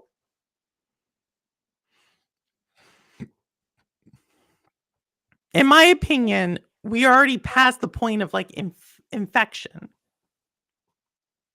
And it's just like this thing that I continue to say, what is currently going on? It's my attempt to try to change the narrative on what I believe actually matters versus what the narrative is going on right now.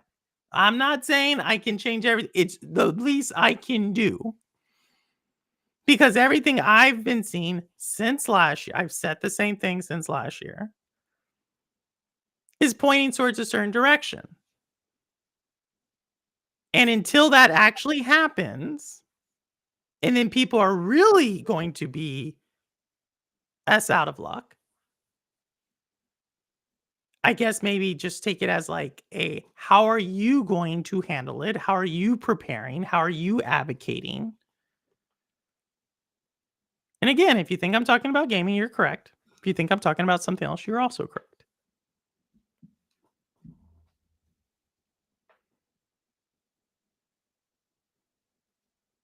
Okay, can I ask what is the alternative to helping the developers 5? Like what would you do if you was a publisher developer? Well, Thrive. I think a lot of the publishers out there, a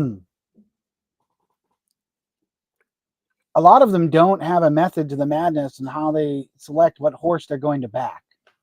Some of it's based on people's street cred. Some of it's based on people's experience. There's a ton of cool games out there that it's going to be very challenging for them to see the light of day because they don't have a publisher. And the fact is, once again, not your average consumer, not your probably not even not your average developer. Like not everybody has the $100 to pay Steam to even like get in the game, to get their game out there. You see it on social media and people post their little gifs of their game, but they don't have a Steam page because they're just like grinding away trying to build this thing, hoping for the best at night. And some of these games are beautiful and they've got compelling stories, and they're handcrafted smaller narratives with a strong message in them and stuff. And the fact of the matter is, a lot of your major publishers aren't backing those horses because they don't want to go like the woke is broke business and like all the other stuff. They back a game made by African American developer that has an African American lead character that has a strong story about whatever, and then they're getting like canceled because God, we can't do that, or whatever. And I think a lot of the publishers out there nowadays in the current climate play it really safe. Yeah. And that And just is what it is. I mean, that's why I've talked to a few publishers, shown them stuff for my game, had like very thorough conversation. And ultimately it came down to like, what are they really going to do for me that I can't do for myself? Most of that is usually just like marketing stuff, which can help. But is it worth giving away X percentage of something that I made when Steam's already taking X percentage? So Joe's getting 70%, and then they want like 40. So Joe's only going to get, you know what I mean? In the end of the day, I'm getting 30% for something that I created. Like, I don't know. That doesn't sound like a good deal to me. Um, yeah, you know, I think my answer, what would I do for the indie? I'm also going to put double A in there. I could also put triple A in there as well.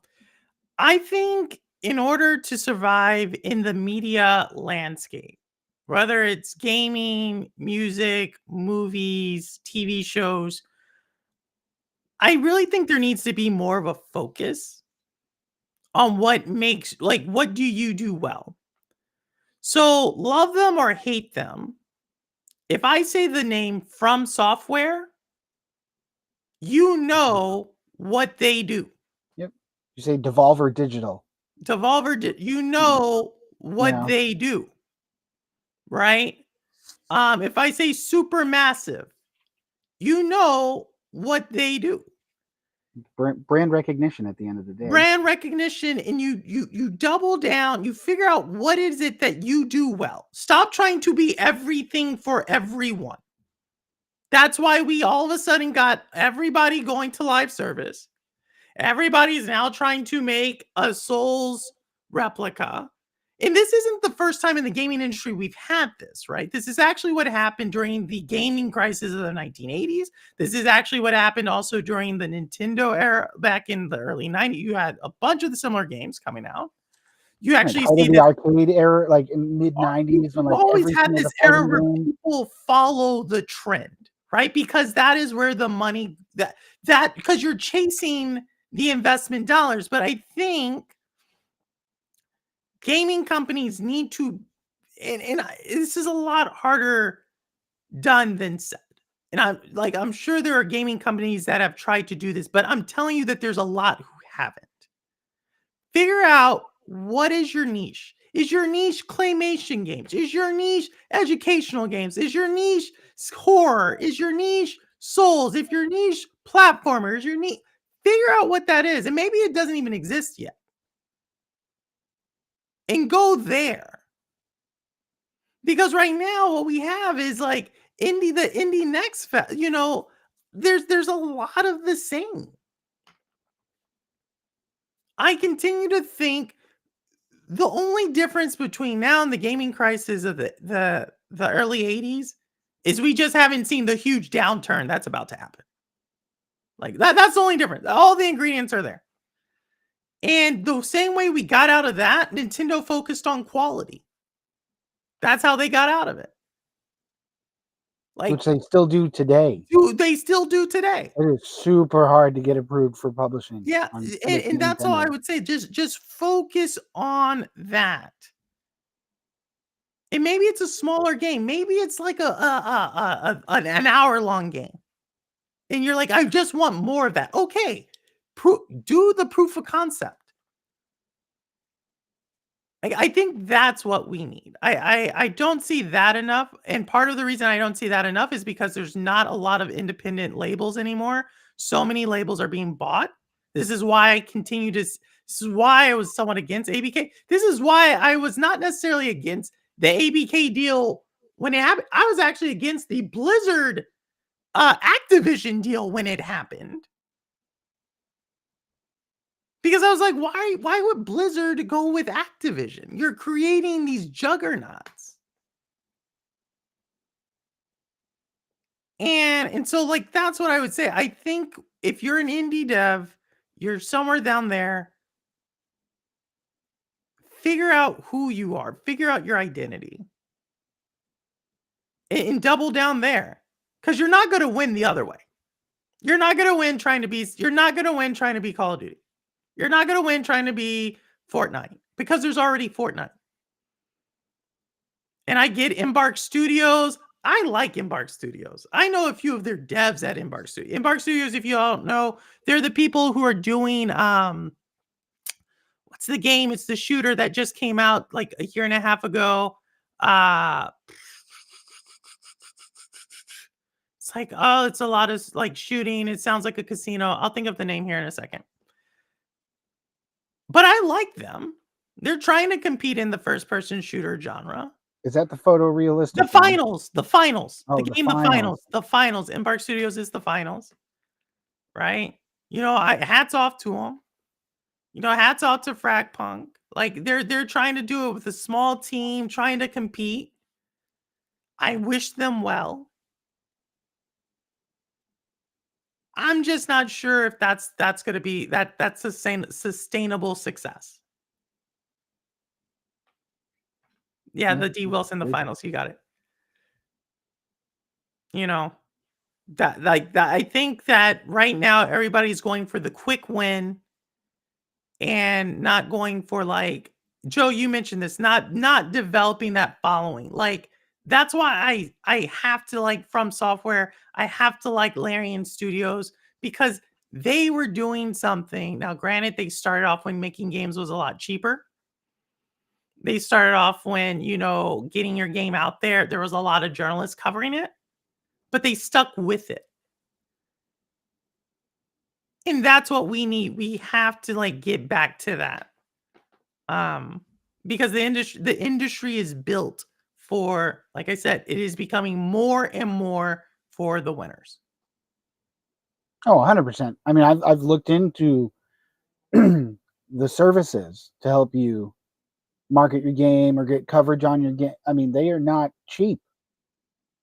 They're not cheap at all. Like thousands of dollars for really not that much return on investment, but a lot of those services and things, they're just not cheap. It's all about power of the finances once again. So you that, indie dev that's got a nest egg where you can throw 10 grand at your marketing. Yeah. That's not Joe with 3 kids. Nope. I mean, Embark in order to get Embark Studios, I believe Embark Studios has state money helping them. I believe that's a Norwegian studio with a lot of Probably, yeah. know-how They on that get team. great outside of the US. A lot of other countries have wonderful opportunities for indie game To invest in, studios. yeah, the government We invests do in the not. company. And the government invests in it. So, like, that's why I say, like, unless you have something like that, it is going to be really, really hard for you to compete. And so the only thing I can think of in the current segment we have is you have to figure out what your niche is and just like, Yeah, you have that to is go the where you go all franchise in. route. If you're gonna be like the 3D platformer guy or gal or whatever, like you're the 3D platformer person. And I'm gonna make the best 3D platformer, and I'm gonna make a bunch of them. And I'm Make gonna a bunch iterate or on make them and make them it different y in you're gonna way make X, the innovation, you're gonna do something. you Like, know? I don't but that's a good question. That's a good question, um, Holtz. But again, that's not what the industry's talking about right now, right? The industry's talking about if you think about it, get the wokeness out of the games, develop your game, um, do this a little bit better than this one. We reward the sameness. That's where the industry is right now. Right. And some of that is player driven. Like I saw some indie games that like it was kind of comical that it was a demo, mind you, and like the player base in the reviews for said demo, they were like outraged that the demo didn't support 4K. No, that's what they say. That A because you game made by one person, one dude or dudette, and it's just a demo. It's not the final. Like we're just starting to make the stew here. This thing isn't cooked all the way, and they're complaining. It's garbage. Doesn't support 4K. but that's the narrative that gets out there. And David Wilson, I hope it survives the finals.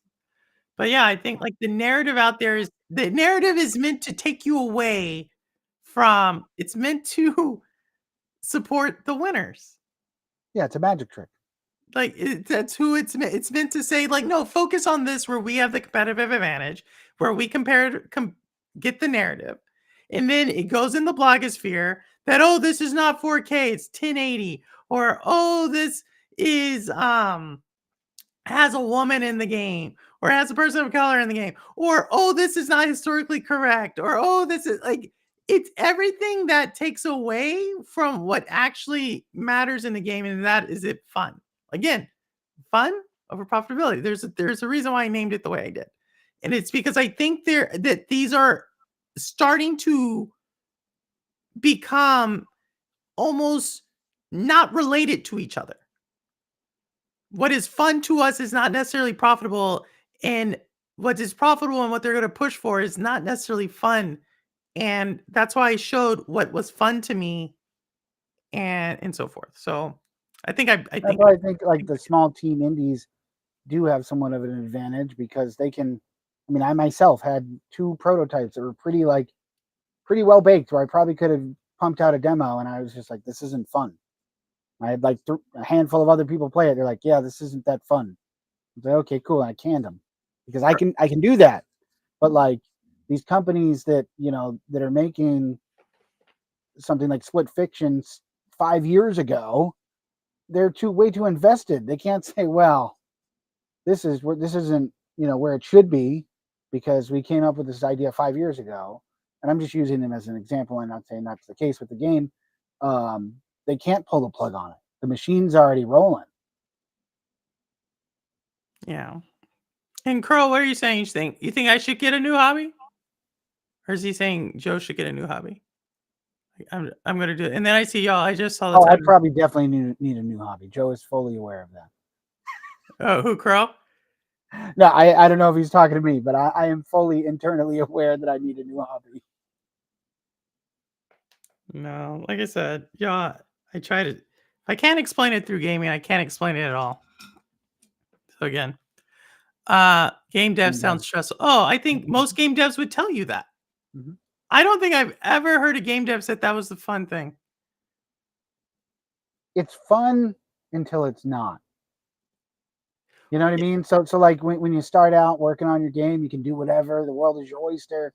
Super fun. You can try out wacky stuff, and that aspect of it is super fun. But then it gets to all like the hard stuff, quote unquote, the stuff players complain about, the stuff what you know what I mean? Like does it smoothly switch from keyboard to controller? We're gonna spend a month and a half on getting that right. That's gonna be great. Now we gotta make an options menu. Like that could take for however long. That's not super fun. Never mind setting up a Steam page. You need like a PhD in graphic design and reading legal jargon and other things to do that. Um, yeah, so there's a lot about it. But at the end of the day, for me personally, Joe's thriving victory will be just getting it on Steam, getting one. Never mind more than one. Just get the one, because most people can't say they actually published the game. So that's the intent: is publish it on Steam and get the thing I'm working on for the Switch on the actual Nintendo platform. The end. Got it. Grant says the market is oversaturated and great games get lost in the shuffle with other great games. I agree. I agree. 100%. I agree, but I think the shuffle is part of Right, because there's limited outlets. yeah, it's There's limited not outlets, and that's the whole thing. It gets it's designed like that. And that's where I don't know. Like and again, um like I don't know. I've said it many times. Like I'm talking about many things when I use gaming as the example. But it's in no, I totally- that's the thing right now. If you ask what makes a great game to people, what is out there on what is a great game, it's not necessarily the fun thing. It's not necessarily the innovative thing. That's not actually what's picking up traction on what is a great game. And I hear people like Jeff saying, hey, there's people out there, outlets trying to show what are great games. There's me who's showing you what I like. I totally hear you on that. Like, but again, my thing is that there's something broken in the system. And unless someone's calling it out, and I think some people are, it's my attempt to call it out that right now we're not talking about fun games. We're not talking about great games. The industry is focused on exactly what this guy. That's why I showed you the article. Here's the disconnect between the games. This is actually Forbes, by the way. I think I misquoted that. The disconnect. There's a disconnect. It's not just me. I'm trying to show y'all what I showed you the data I'm looking at. And I'm gonna try doing more. But I appreciate you. It's getting late, y'all. I know it's a school night. So I don't want to hold you too much longer. But Joe, you have anything else you want to say? No, as always, thanks for having me. No, thanks for coming. I hope everybody out there is doing well, and everybody take care of yourself. No, Joe, well, thanks for coming on. And like I said, I know we've talked before what's going on, and it's happening. It's happening to all of us right now. Yeah, So every day's a new day, and every day's a new one day at day. a time. Every day is a new day. And so there's that. AI is for crap you don't like. Coding is for the crap you don't like. Oh, look at Simpleton coming in hot with the hot take. Welcome, Simpleton. Thanks for stopping by. Good night. Oh, yeah, roster. And for everybody else, thanks for coming by. I know we are going to get to more interviews. I think y'all saw a couple of them up. I wish Murder Man obviously is going to be one of the next ones if we can get him, but he's dealing with a lot of stuff on his side, And but we have a couple other people who are in line, and I do want to get back to that. Also, I will be playing More Orcs Must Die with Roster. So thanks, Roster, out there. As well as I'll try to be finishing Diablo. So Crow, if you're out there, would love to do some Diablo with you as well as Roster on Sunday. I'm gonna probably try to finish the game at least and finish the story there. And then for everybody else, there's really, despite me saying that there's the gaming industry is in decline or it's sick or whatever you want to take, there are really great games out there, especially when playing with friends. So we talked a little bit about Split Fiction. Rudix gave it a game approval. I think we saw David Wilson say it's really super solid. There's also Monster Hunter Wilds. Not my thing really, but I know a lot of you all like that. Also, maybe it's just the coziness, right? Rebolica has The Sims. I have Hotel hotel architect, which I now found is like prison architect, which I don't know how I feel about that. And so I'm not saying that, but I am saying just like continue shrinkflation, like continue to just evaluate it. To me, the trend is pretty clear, but I am always open to other interpretations, unless your name's Jeff Janek. And if you're Uh, looking for a game on a budget, currently, and you're familiar with Amazon, check out Woot. Woot, Woot. So there's that. So there you go. They got a whole bunch of games discounted for like every console out there: PlayStation, Xbox, Switch, whatever you're into. Check out Woot. Purple, have I played Tiny Kit? No, I was a Tiny Kit though. Saturday is at 7:30 p.m. Orcs Must Die. Yep, got it. Great show. Hey, I'm a Rich Lord. Hey, we gotta bring you on. He's another content creator, y'all. Thanks for coming by. He's another content creator. If y'all haven't checked out his stuff, so also got to bring him on eventually. So yeah, but with that said, I already know what I say, right? Despite my overall what may become as pessimism or doomsdayism, I'm always going to leave you with the same thing, which is I don't care where you game, how you game, why you game, what you game on, how long you've been gaming. As long as you're gaming, you're good with me. And I truly mean that. As long as you're gaming, you're good with me. And as always, this is Purple Haze, and the proof is in the playing. Y'all, I'm going to put these out there pretty soon, pretty soon. But with that said, thank you all again. Hope to see you all on your channels and in chats and everything else coming up. So thank you so much for coming by. All right, with that said, here's cool outro music. So I will see you all on the next one. All right, later.